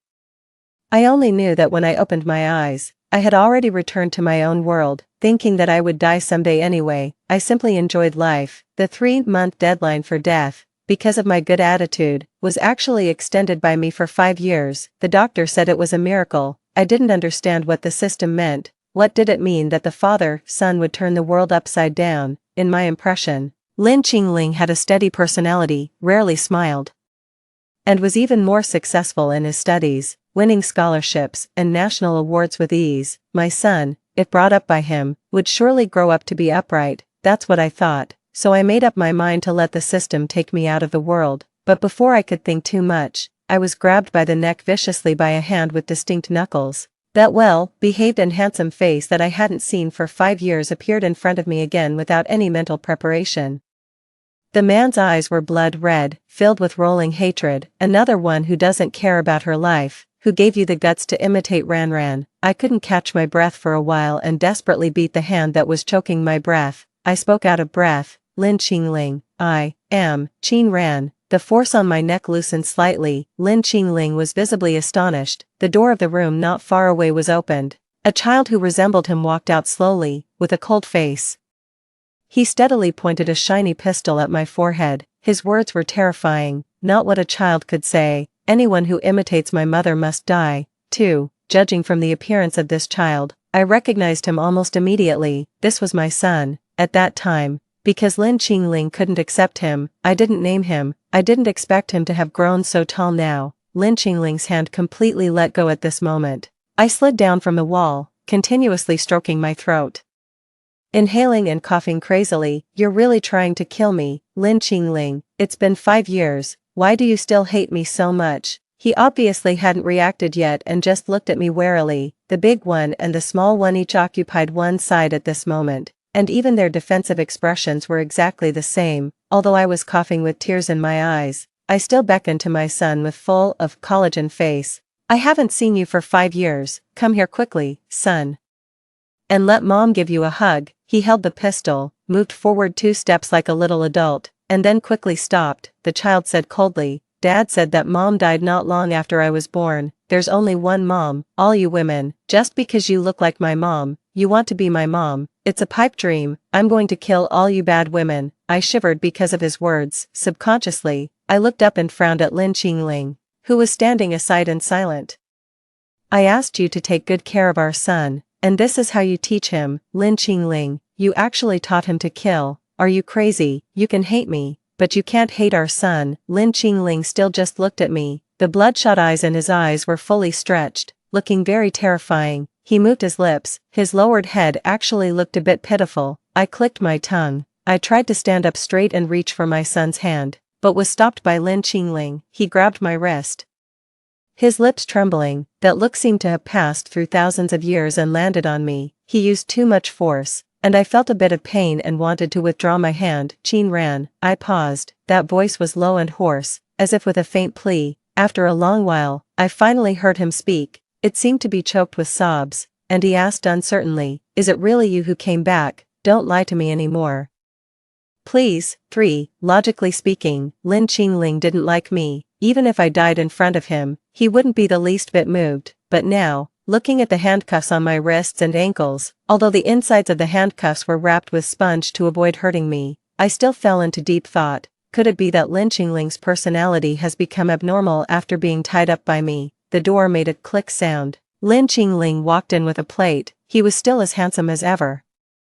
One could even say that he was more charming than before. With a height of 188 meters, he had a typical muscular body when taking off his clothes but looked slender when wearing them. Coupled with that abstinent and perfect face, even I, who had seen many models, still couldn't help but be infatuated. The steaming mist rose along the edge of the bowl. It was my favorite fish, filet congee. He scooped a spoonful, blew on it, and brought it to my lips. His movements were gentle, as if we were really a couple who had been in love for many years and had a son. If we ignored the fact that I was wearing overly heavy shackles at the moment and it was difficult for me to even raise my hand, eating a bowl of congee was extremely tiring. I took a breath. Lin Qingling, are you taking revenge on me? Revenge? Lin Qingling seemed to not understand my words at all. He slowly wiped the remaining liquid on my lips with his fingertips. He deliberately made the movement very slow, making my senses infinitely magnified. I watched him lower his head, his handsome face approaching me. A burning kiss landed on the center of my lips. This was the first time he took the initiative to kiss me. It was not a shallow kiss but deepened infinitely until I was out of breath. There were red marks at the corners of his eyes. Suddenly, he pushed me down on the head of the bed and used his knee to push open my legs. "If you're an imposter, I'll kill you." Lin Qingling's voice was as cold as if he had just come out of an ice cellar. I felt my clothes being peeled off. I finally couldn't help it and struggled to shout, "Lin Qingling, how could you become like this?" "I became like this." A sneering laugh. His slender and cold fingers stroked my face. He took out a gift ribbon and wrapped it around my forearm circle by circle, until I couldn't move at all. I could only let him do as he pleased. My terrified reflection was in Lin Qingling's amber pupils. Ran, didn't you turn me into this? So, why did you leave me in Siren? 4. I was tossed and tormented by Lin Qingling all night long. He even personally served me to take a bath. But as we were washing, things started to go wrong again. In the second half of the night, he wrapped me in his arms. Despite his tall and big figure, he was in a curled-up posture, an action that showed extreme lack of security. But I couldn't fall asleep no matter what. In the darkness, I traced Lin Qingling's handsome face with my eyes. 5 years seemed to have made him more mature. The remaining bit of immaturity in his eyebrows and eyes was covered by his always furrowed brows. I stretched out a finger and quietly smoothed the wrinkles between his brows. What on earth had happened in these 5 years? "Don't leave." A murmur seemed to spill from Lin Qingling's lips. "What?" I didn't hear clearly and moved closer to him. Suddenly, I met a pair of deep eyes. Lin Qingling had woken up at some point. Our breaths intertwined, very close. There were still ambiguous red marks on his neck left by me. I withdrew my hand awkwardly. The handcuffs collided, making a clear sound. It was particularly harsh in the quiet environment. "What you said before, Siren." I tried to ignore his scorching gaze and changed the subject. "Is that our son? Did you name him?" He didn't speak and just looked at me quietly. His look gave me goosebumps all over my back. There was inquiry and interrogation in his eyes. I suddenly remembered what Lin Qingling had said before. There were many people who pretended to be me and wanted to be my son's mother. I twitched the corners of my mouth and was about to explain to Lin Qingling half-jokingly that I faked my death with the help of the system, but I was stopped by his next words. His palm gently stroked my cheek. His fingertips were dry and warm, but there was countless mockery and coldness in his eyes. "You're the one who imitates her the most vividly. From now on, you can stay here." 5. Imitate whom? Imitate Qin Ran. I imitate myself. I came to a conclusion from his words. Over the years, Lin Qingling had found many women who resembled me. Looking at his naked and muscular upper body, I suddenly felt disgusted. Although I used extreme methods on Lin Qingling before, I had only ever had him. I had him in my heart all the time, even though he didn't have a good look for me. I never thought of fooling around with other men behind his back. Now this body had probably had affairs with countless women. I suddenly struggled violently. Lin Qingling's pupils trembled because of my actions, and he used force to hold down my hands. What are you doing? He furrowed his brows again. I stared at him viciously, trying to see some emotional fluctuations in Lin Qingling's eyes, but his eyes were still the same as 5 years ago, making it impossible to figure out his mood at this moment. Lin Qingling, you're so dirty. I gritted my teeth. I thought he would react, but he just held my hand, pulled my body, which had crawled a little further away, back a bit, and fixed me back in his arms. I heard him Lin Qingling was very restless when sleeping. He was like an octopus that couldn't breathe without holding me, tightly wrapped around me, scaring me awake several times in the middle of the night. In my impression, Lin Qingling was always well behaved, whether in life or when sleeping. Before, we also slept in the same bed and covered with the same quilt, but there was always a very obvious dividing line between him and me, unless I drugged him. Otherwise, he would never take the initiative to cross that line, as if we were two completely unrelated people. What Lin Qingling was like before going to bed, he would still be like that when waking up. When I opened my eyes, I still felt extremely angry. 5 years ago, he felt extremely humiliated even if he touched me once. 5 years later, he had slept with countless women and still held those women tightly in his arms when sleeping. This made me, who was crazy about winning him over at that time, look extremely stupid. System, I want to go home. Why did you bring me back unaccountably? I was furiously angry with no way to vent. Out of sight, out of mind. If this continued, I might be the one who turned dark. The mechanical voice of the system floated faintly. Are you sure, host? Lin Qingling has become like this because you didn't follow the strategy rules, used abnormal strategy methods, and even died in front of him without permission, causing a great change in his temperament. The Lord God is very angry about this. This is your only chance to atone for your sins now. As long as you lead Lin Qingling and his son back to the right path, your body in the original world can survive, and the Lord God will give you a large sum of wealth. Otherwise, your body in the original world will die immediately. 6. Well, now I have to continue, the system kindly reminded. Host, actually it's very simple. Lin Qingling's son is also your son. After all, you have a blood relationship connected by the umbilical cord. You can start with the little guy first and influence him with love. Children are easy to coax. A little guy who carries a gun and always talks about killing, I said calmly. The system fell silent. Look, even the system thinks it's difficult. Why do they have to make things difficult for an ordinary and poor person like me? In a daze, I fell asleep again. In my sleep, it seemed that something soft touched my face. I mumbled, so annoying, and waved away that strange feeling. Sure enough, that feeling disappeared. It landed on my ear and chest again. When I woke up, Lin Qingling was no longer in the room. I probed, and there was no warmth on the other side of the bed. He had been gone for a long time. Lin Qingling didn't untie the restraints on my hands and feet. I lowered my eyes and measured. The length of the chain could barely allow me to reach the bathroom, but it was obvious that Lin Qingling didn't intend to let me out of the room. I looked around. The walls were all white, and even the decorative wall cabinets were in cold colors, giving no sign of human warmth. It was very much in line with Lin Qingling's consistent cold preferences. I planned to get out of bed and wash up first. However, as soon as my feet touched the ground, my legs went weak and I knelt down. Fortunately, there was carpet laid beside the bed, so I didn't hurt my knees when I landed on the floor. This Lin Qingling. Did he secretly drug me? I cursed while rubbing my waist, trying to stand up again. When I raised my eyes, I met a pair of watery eyes. The little figure was hiding behind the door, and only those eyes that were very similar to mine were rolling around in the crack of the door. He seemed very curious about me. It was my lovely son. Baby, come in, I called out eagerly. The child curled up his body, and those big eyes disappeared all of a sudden. He must have run away, I sighed in disappointment. The next second, the door creaked open. The little guy, who was not even as tall as my waist, walked in cautiously. His delicate and pretty face was full of vigilance, and there was also a contradiction of wanting to get close to me. I instinctively looked at his hands. Seeing that he wasn't holding anything, I felt relieved and beckoned to him again. Son, let mom give you a kiss. Although I was yelling at the system last night that I wanted to go home, but it was only when I truly came into face-to-face contact with my son that I realized how hard it was to cut off the blood relationship. Seeing this little dumpling who was tentatively approaching me, I just wanted to spoil him as a domineering mother. When the distance between us shortened to a certain extent, I was quick-eyed and quick-handed. I suddenly pulled my son into my arms and rubbed his chubby cheeks.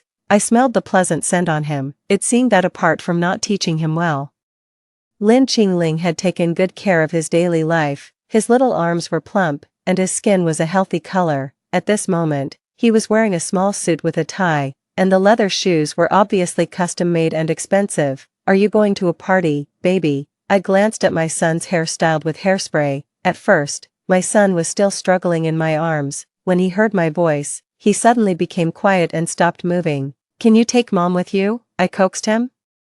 "Talk to your dad about it. Mom hasn't seen you for a long time and wants to be with you all the time." Surely Lin Qingling couldn't keep me locked in the room forever. My son nestled in my chest, and his chubby hands hugged my neck. My heart melted into a puddle of water because of his action. However, Lin Qingling's son was just like Lin Qingling. Even though he was only 5 years old, he still inherited his father's coldness and seriousness. His little face was tense, and his tone was stiff. "No, you'll run away. You'll leave me and Dad behind. You can't be let out. Besides, there are many pretty aunts at the party." After saying that, the little guy let go of his hands. He slipped out of my arms in a flash and ran away. I was left alone, feeling disoriented in front of the door that was quickly closed. 7. My son's words kept repeating in my mind. "There are many pretty aunts at the party. There are many pretty aunts. Pretty aunts, fine." Lin Qingling locked me up and then went to enjoy his life in the company of other women. 3 meals a day were delivered to me on time. The breakfast was my favorite fish fillet congee, the lunch had my favorite braised beef brisket and curry, and the dinner included my favorite snacks. It was as if the menu was tailor-made for me. The person who delivered the food was probably a nanny. She was of a certain age and very tight-lipped. No matter what I said, she wouldn't reply. She just put the food in front of me. "I won't eat it." I asked her to take it away. She said expressionlessly, "If you don't eat, Mr. Lin will punish me." She showed me the scars on her arm on purpose or not. I widened my eyes. I tried to find signs of lying on the nanny's face. Unfortunately, everyone in the Lin family seemed to be cut from the same mold, and it was impossible to tell what they were thinking from their faces. After the nanny left, I clenched my fists and punched the bed as if to vent my anger. "You're really something, Lin Qingling. Not only are you abnormal towards me, but you also play the game of abuse. You're simply not human. System, I don't want to live anymore. I want to go back," I shouted. The system appeared helplessly. "Host, don't be willful." I frowned, and my eyes were sour. "Look at these father and son. One is looking for substitutes everywhere and locking me up, and the other doesn't recognize me and wants to find other pretty moms. And did you see the scars on the nanny's hands? There's a good chance that I'll be the next one to be beaten. I can't go on with this life. I couldn't win over Lin Qingling 5 years ago, and I still can't do it 5 years later." I started to give up again. "I want to go on strike and slack off. I'm not doing this anymore. I don't want to humiliate myself. Host, I want to go back, even if it means letting me die."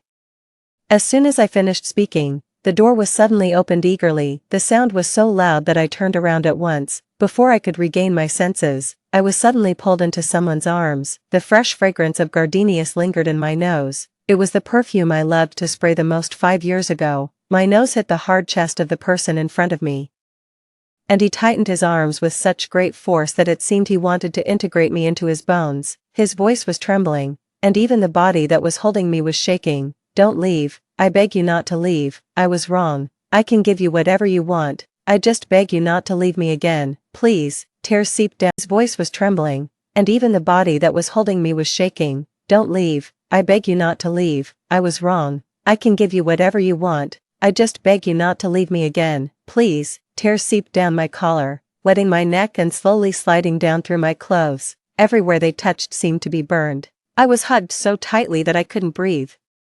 I gasped for breath and called Lin Qingling's name, but he still didn't want to let go. It was only when I hugged him back and gently patted his back that he seemed to be released from a great burden. He gasped and fell to the ground with me in his arms. I could hear his painful moans in my ears. Only then did I smell that besides the fragrance of gardenias, there was also a strong smell of alcohol on Lin Qingling. Was he drunk? 8. After much persuasion, I managed to coax Lin Qingling onto the bed. His eyes were tightly closed, and the beautiful corners of his eyes were stained with a coquettish red. He was wearing the same black suit as my son. It seemed that he had taken off his tie on the way, the collar of his shirt was wide open, and the exposed skin was also tinged with a pinkish hue. The seductive scene in front of me made me swallow my saliva involuntarily. I went to the bathroom to get a towel to wipe his face. When the towel reached the back of his ear, he grabbed my wrist with his backhand. He opened his eyes. The whites of his eyes were scarlet, and there were faint dark circles under his eyes. It seemed that he hadn't had a good rest for a long time. Since you're awake, go take a shower by yourself. I knew I couldn't break free from his grip, so I didn't waste my energy. Instead, I directly looked into those clear eyes. Ran, whether it was 5 years ago or 5 years later. This was the first time Lin Qingling called me so seriously and affectionately in front of me. I was taken aback. I had prepared a lot of words to defend myself for a whole day, but because of these 2 words, I didn't say a single one. Seeing that I didn't speak, he called me again. His eyes were shining brightly. I coughed and replied awkwardly, "Why, there were so many pretty girls at the party, didn't you have a good time?" "I didn't talk to them," he pouted.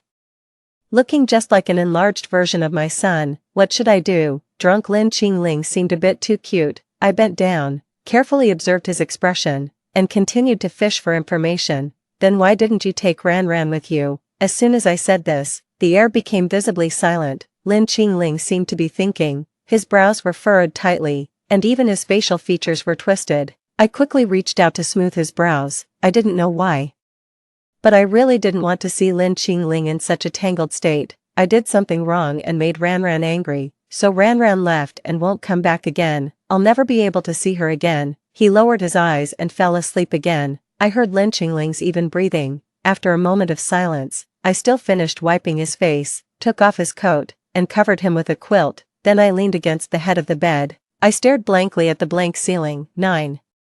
Lin Qingling was overly self-disciplined. No matter what he did the previous night or how late he stayed up, he would always wake up before me. I gradually got used to the 3 meals a day. I gradually accepted his caresses, and that little guy who came to visit me every day. To make it easier for me to interact with my son, Lin Qingling, out of mercy, untied the handcuffs on my feet. One day, my son came to me shyly and, for the first time, said to me, "I want to go to the amusement park." This was the first time he showed a childlike expression in front of me. It seemed that Lin Qingling had never taken him there. I also really wanted to make up for the childhood that my son had missed, but, I raised the handcuffs on my wrist. "But Mom can't go." My son's eyes dimmed for a moment. He drooped his shoulders and left the room. Because of this, I hated Lin Qingling deeply. What a great opportunity to cultivate my relationship with my son. About 20 minutes later, the little guy appeared again. He furtively handed me a key. I took it suspiciously and tentatively inserted it into the keyhole. It actually opened. The sudden freedom made me feel a moment of confusion. My first reaction was to kiss my son's face hard. He smelled so good. My son smelled so good. The little guy might have gotten used to my kisses. He didn't struggle and let me kiss him to my heart's content. Then he blushed and whispered, "Can we go to the amusement park now?" "Of course we can." I picked up my son and carried him out of the door that had been closed for many days. Only then did I realize that the place where Lin Qingling had locked me up was a duplex villa, and the room where I was locked was on the 2nd floor. The decoration outside the room was exactly as I had imagined. It was still in the same cold tones, and only the sofa was an unexpectedly bright yellow. In front of it was a 120-inch TV. Lin Qingling didn't like watching TV, after all, before me. Lin Qingling had had many women. I thought sourly that maybe it had been bought for other women before. I didn't want to look at it anymore. I turned around and asked my son, "Have you seen Mom's clothes?" These days, I had been wearing different styles of pajamas, or sometimes I secretly wore Lin Qingling's t-shirts. I couldn't go out to play in my pajamas. I had originally intended to ask where the clothes I had been wearing when I came to this world were. But my son took my hand and led me into a room at the end of the stairs. This room wasn't as bright as the other rooms outside. There wasn't even a light installed. Approaching this place was like walking into an invisible abyss. I hesitated and held my son back. "Good son, are you sure Mom's clothes are in here?" "Yeah," my son nodded affirmatively. "I saw Dad take your clothes and go in. My eyesight is 5.3, I won't be wrong." "That's not what I meant." The door was pushed open by my son with a palm. The sight that met my eyes was shocking. The whole room was covered with my photos of me smiling, crying, sleeping, and being angry. It was like the gathering place of a strange ceremony. The decoration and arrangement of the room were exactly the same as the room where I had locked Lin Qingling up 5 years ago. Even the little pig ornament in the corner of the desk had been replicated. On the bookshelf was a group photo of me and Lin Qingling when I had forced him before. His face was stiff, and he looked very impatient. I had a bright smile and snuggled up to him like a little bird, making a V gesture. That was the only group photo of the two of us. It was a pity that later I died, and I couldn't take the photo with me. I had a hunch that in the wardrobe were all the clothes I had worn 5 years ago. My feet moved forward uncontrollably. My hand was about to touch the handle of the wardrobe. Suddenly, Lin Qingling's cold voice came from behind me, like the call of the god of death from hell. "What are you two doing?" 10. I was startled. I squatted down. I picked up my son who was standing beside me and held him in front of me as a shield. "It was all my son who brought me here. It has nothing to do with me. Don't kill me to silence me, my son." Lin Qingling walked towards me with the steps of the god of death. Each step seemed to be crushing the tip of my heart. I bit my lower lip tightly. My son's voice of pain came up from below. "You're hugging me too tightly." I quickly covered his mouth and whispered in his ear, "You're his son. He won't do anything to you. I'm just a dispensable woman. He can kill me if he wants to. I gave birth to you after 10 months of pregnancy. Even if I have no credit, I have hard work. You can't be so heartless, little thing." Lin Qingling bent down. His perfect face approached mine. I held my breath. I regretted it deeply. Why hadn't the first thing I did after the handcuffs were untied been to escape from the villa? Now, I had touched Lin Qingling's sore spot. With his character, I didn't know what he would do to me. However, the next second, I saw his hand bypass me and open the wardrobe that I had wanted to open. I turned my head, as I had expected. They were all my former clothes. There was also a beautiful goose yellow evening dress, which I had originally planned to wear to a dinner party with Lin Qingling 5 years ago, but later, there was no later. I let Lin Qingling go and even jumped off the building in front of him. "Lin Qingling, you must hate me, right?" I let out a deep sigh and, mustering up my courage, raised my head to look directly at Lin Qingling not far from me. Hearing this, Lin Qingling looked at me. "I pestered you. And when you ignored me, I tied you up and drugged you. I even gave birth to a son for you against your will. You must hate me, right?" Any one of these charges alone was enough to sentence me to death. But everyone has their youth. At that time, I truly liked Lin Qingling. With a bit of annoyance and anger mixed in, he moved his lips. I gave a self-deprecating smile. Maybe I can't live for long, and that's probably my retribution. I'm sorry for making you suffer. You hate me. You finally got rid of me, and after 5 years, you have to see me every day again. Let me go, Lin Qingling. Don't worry. Anyway, I'll disappear completely soon, and you won't have to be bothered by me all the time. You're leaving again. This angry roar startled both me and my son at the same time. Lin Qingling's face looked very grim. Hidden storms and anger seemed to surround him, and he looked as if he was about to go crazy. Seeing this, my son quickly broke free from me and grabbed Lin Qingling's arm. "Dad, Mom won't leave. I'll stop Mom." My son was like an ant on a hot pan, so anxious that sweat poured down his face. When he saw that Lin Qingling didn't do anything further, he quickly ran over and grabbed the hem of my clothes. "Mom, tell Dad quickly that you won't leave." "Mom, why do you always want to leave me and Dad? Don't you love us at all?" He looked as if he was about to cry. His nasal voice was humming, making people feel sorry for him. I couldn't spare the thought to be happy that my son finally called me Mom because Lin Qingling didn't look well at this moment. He was breathing wildly. Tears were falling from his eyes like water from a faucet with the tap broken. Unable to be stopped, Qin ran. "Do you know how many women who looked like you appeared in front of me before you came? Each of them said that she was Ran. The ridiculous thing is that I really thought it was you who had come back, but I thought, since you were even willing to die in front of me, how could you possibly come back?" His tears soaked his shirt, and a few drops fell on his coat, outlining faint water halos, which were incredibly beautiful. "You don't know, and you don't want to know." My son wiped Lin Qingling's tears with his sleeve, but soon, his own tears couldn't be stopped either. "My classmates always say that I don't have a mom, but over the years, a bunch of people have been competing to be my mom." I asked Dad why, and Dad said that none of them were Ran, and none of them were Mom. "My mom is already dead." I didn't believe it. I always firmly believed that Mom would come back, so I want to kill those women because they are blocking my mom from coming back. I admit that I was shocked by what the father and son said. It was also at this moment that I discovered the mystery. I almost never appeared in public with Lin Qingling, and Lin Qingling had never publicly expressed that he liked me. How could there be a bunch of women who looked like me appearing in front of Lin Qingling? Was it the system? Host, speak of the devil and he appears. System, what on earth is going on? I didn't taboo that the father and son were still there. A potential guess made me feel unprecedented anger, if that was really the case. Then I, Lin Qingling, and even my son were all beings controlled and toyed with by the system. After you died, Lin Qingling's Melanism value has always been at the critical point. The Lord God was afraid that the world would collapse, and couldn't send you back either, so he created some women who looked similar to you or even exactly the same as you. He even gave those women the memories between you and Lin Qingling. Logically speaking, there was no mistake.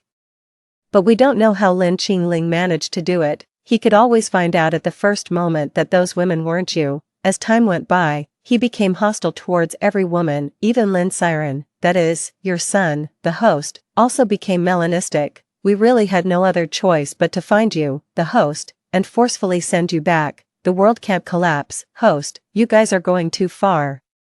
Using my appearance and my memories to deceive Lin Qingling and deceive my own flesh and blood, Lin Qingling, this time it's really me. I'm Qin Ran, not those strange women. I threw myself in front of Lin Qingling and protected him. This time, it was me who enclosed him in that small corner. After being deceived for so long, it was impossible not to be defensive towards others. I seriously held Lin Qingling's face in my hands and looked into his red eyes. Lin Qingling, believe me.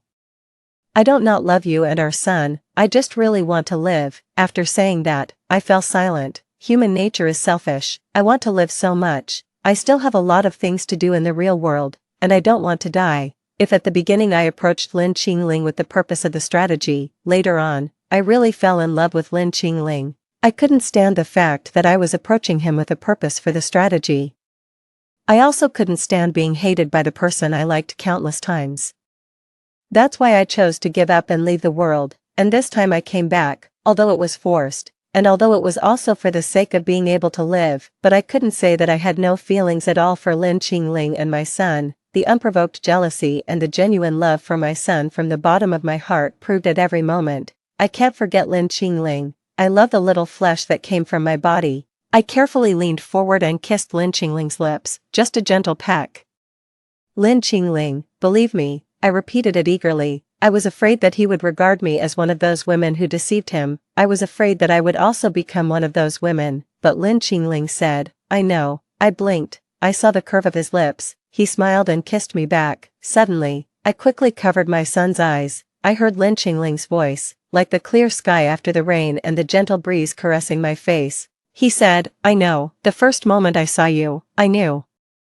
My Ran is back. Thank you for coming back. Epilogue 1. Lin Qingling no longer locked me up. The thing he liked to do the most was to sit on the sofa, let me half lie in his arms, and watch TV with me. But the current TV programs are really boring. Lin Qingling looked particularly aggrieved. Ran, you used to like this the most. Then I remembered, at that time, I was always eager to do some things that couples do with Lin Qingling. Watching movies was the first on the list.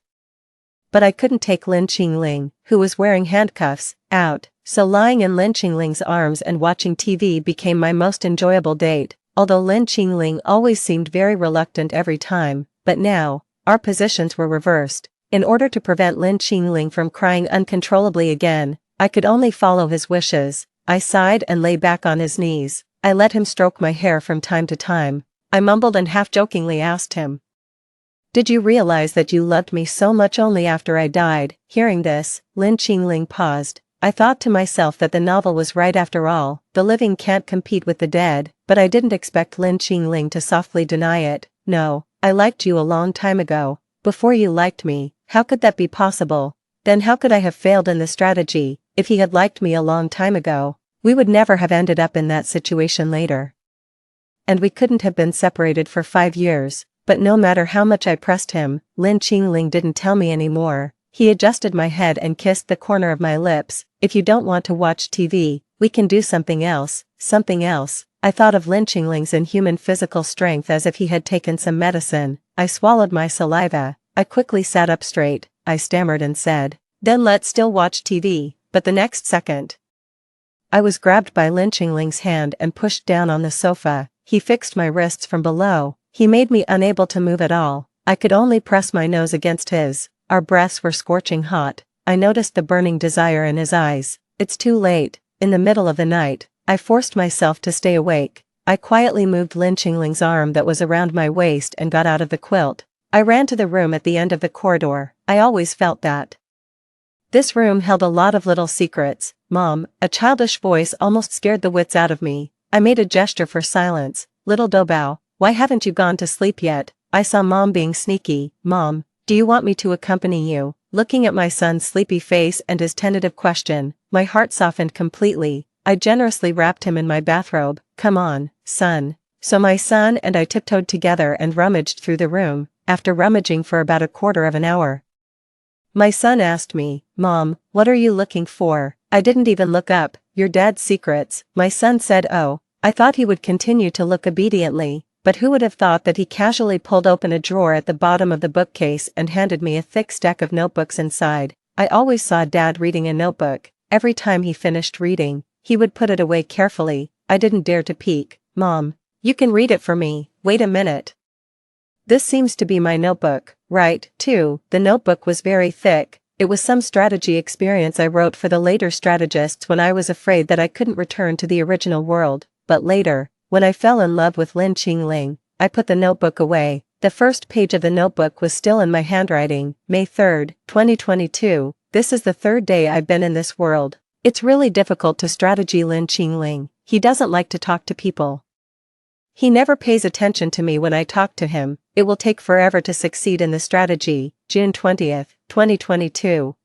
He finally agreed to watch a movie with me. I feel that his attitude towards me has softened a bit. Great. There is hope for the success of the strategy. I can go home soon. July 26th, 2022. Today is my birthday. I don't know why, but Lin Qingling's attitude towards me suddenly became cold. He is really difficult to strategy, but I really want to live. After that, there were some precautions I wrote. The strategy target likes to drink fish fillet congee, and I also like to drink fish fillet congee. We are a perfect match. The strategy target always comes and goes alone. He should be very lonely. The strategy target is always bullied at school. I must protect him. When I hold Lin Qingling's hand, his ears will turn red. He is actually quite easily shy. I kissed Lin Qingling's lips, and he didn't push me away. Lin Qingling is not very good at kissing. I flipped through the notebook further, until I saw a page with unfamiliar characters. The handwriting was vigorous and elegant. There were only 7 words on this page. Why did you let me see this? I held the notebook and walked out of the room. Outside the door, Lin Qingling was waiting for me. The little guy called out Dad and then slipped away like greased lightning. He didn't save his poor mother at all. I've noticed it several times already. As soon as I leave Lin Qingling's side, he will wake up not long after. Lin Qingling, did you find out that I was trying to strategy you a long time ago? I'm not stupid. I can probably guess the cause and effect of Lin Qingling's sudden coldness towards me. Lin Qingling nodded. He also didn't seem to want to hide it anymore. Your notebook fell downstairs in my dormitory, and my roommate opened it. I didn't believe it at first, but after you tied me up several times when you were asleep and talking in your dreams, you cried and said that you wanted to go home and that you didn't want to fail in the strategy. The disgust that emanated from him, from the inside out, deeply hurt me. If you love me more, you can stay by my side forever. Sorry, Ran, I'm very selfish. He hung his head, looking like a child who had done something wrong. I felt mixed emotions in my heart. For a moment, neither of us said anything, until I took Lin Qingling's hand. His originally dim pupils visibly lit up. I leaned my head against his chest, hugged his waist, and felt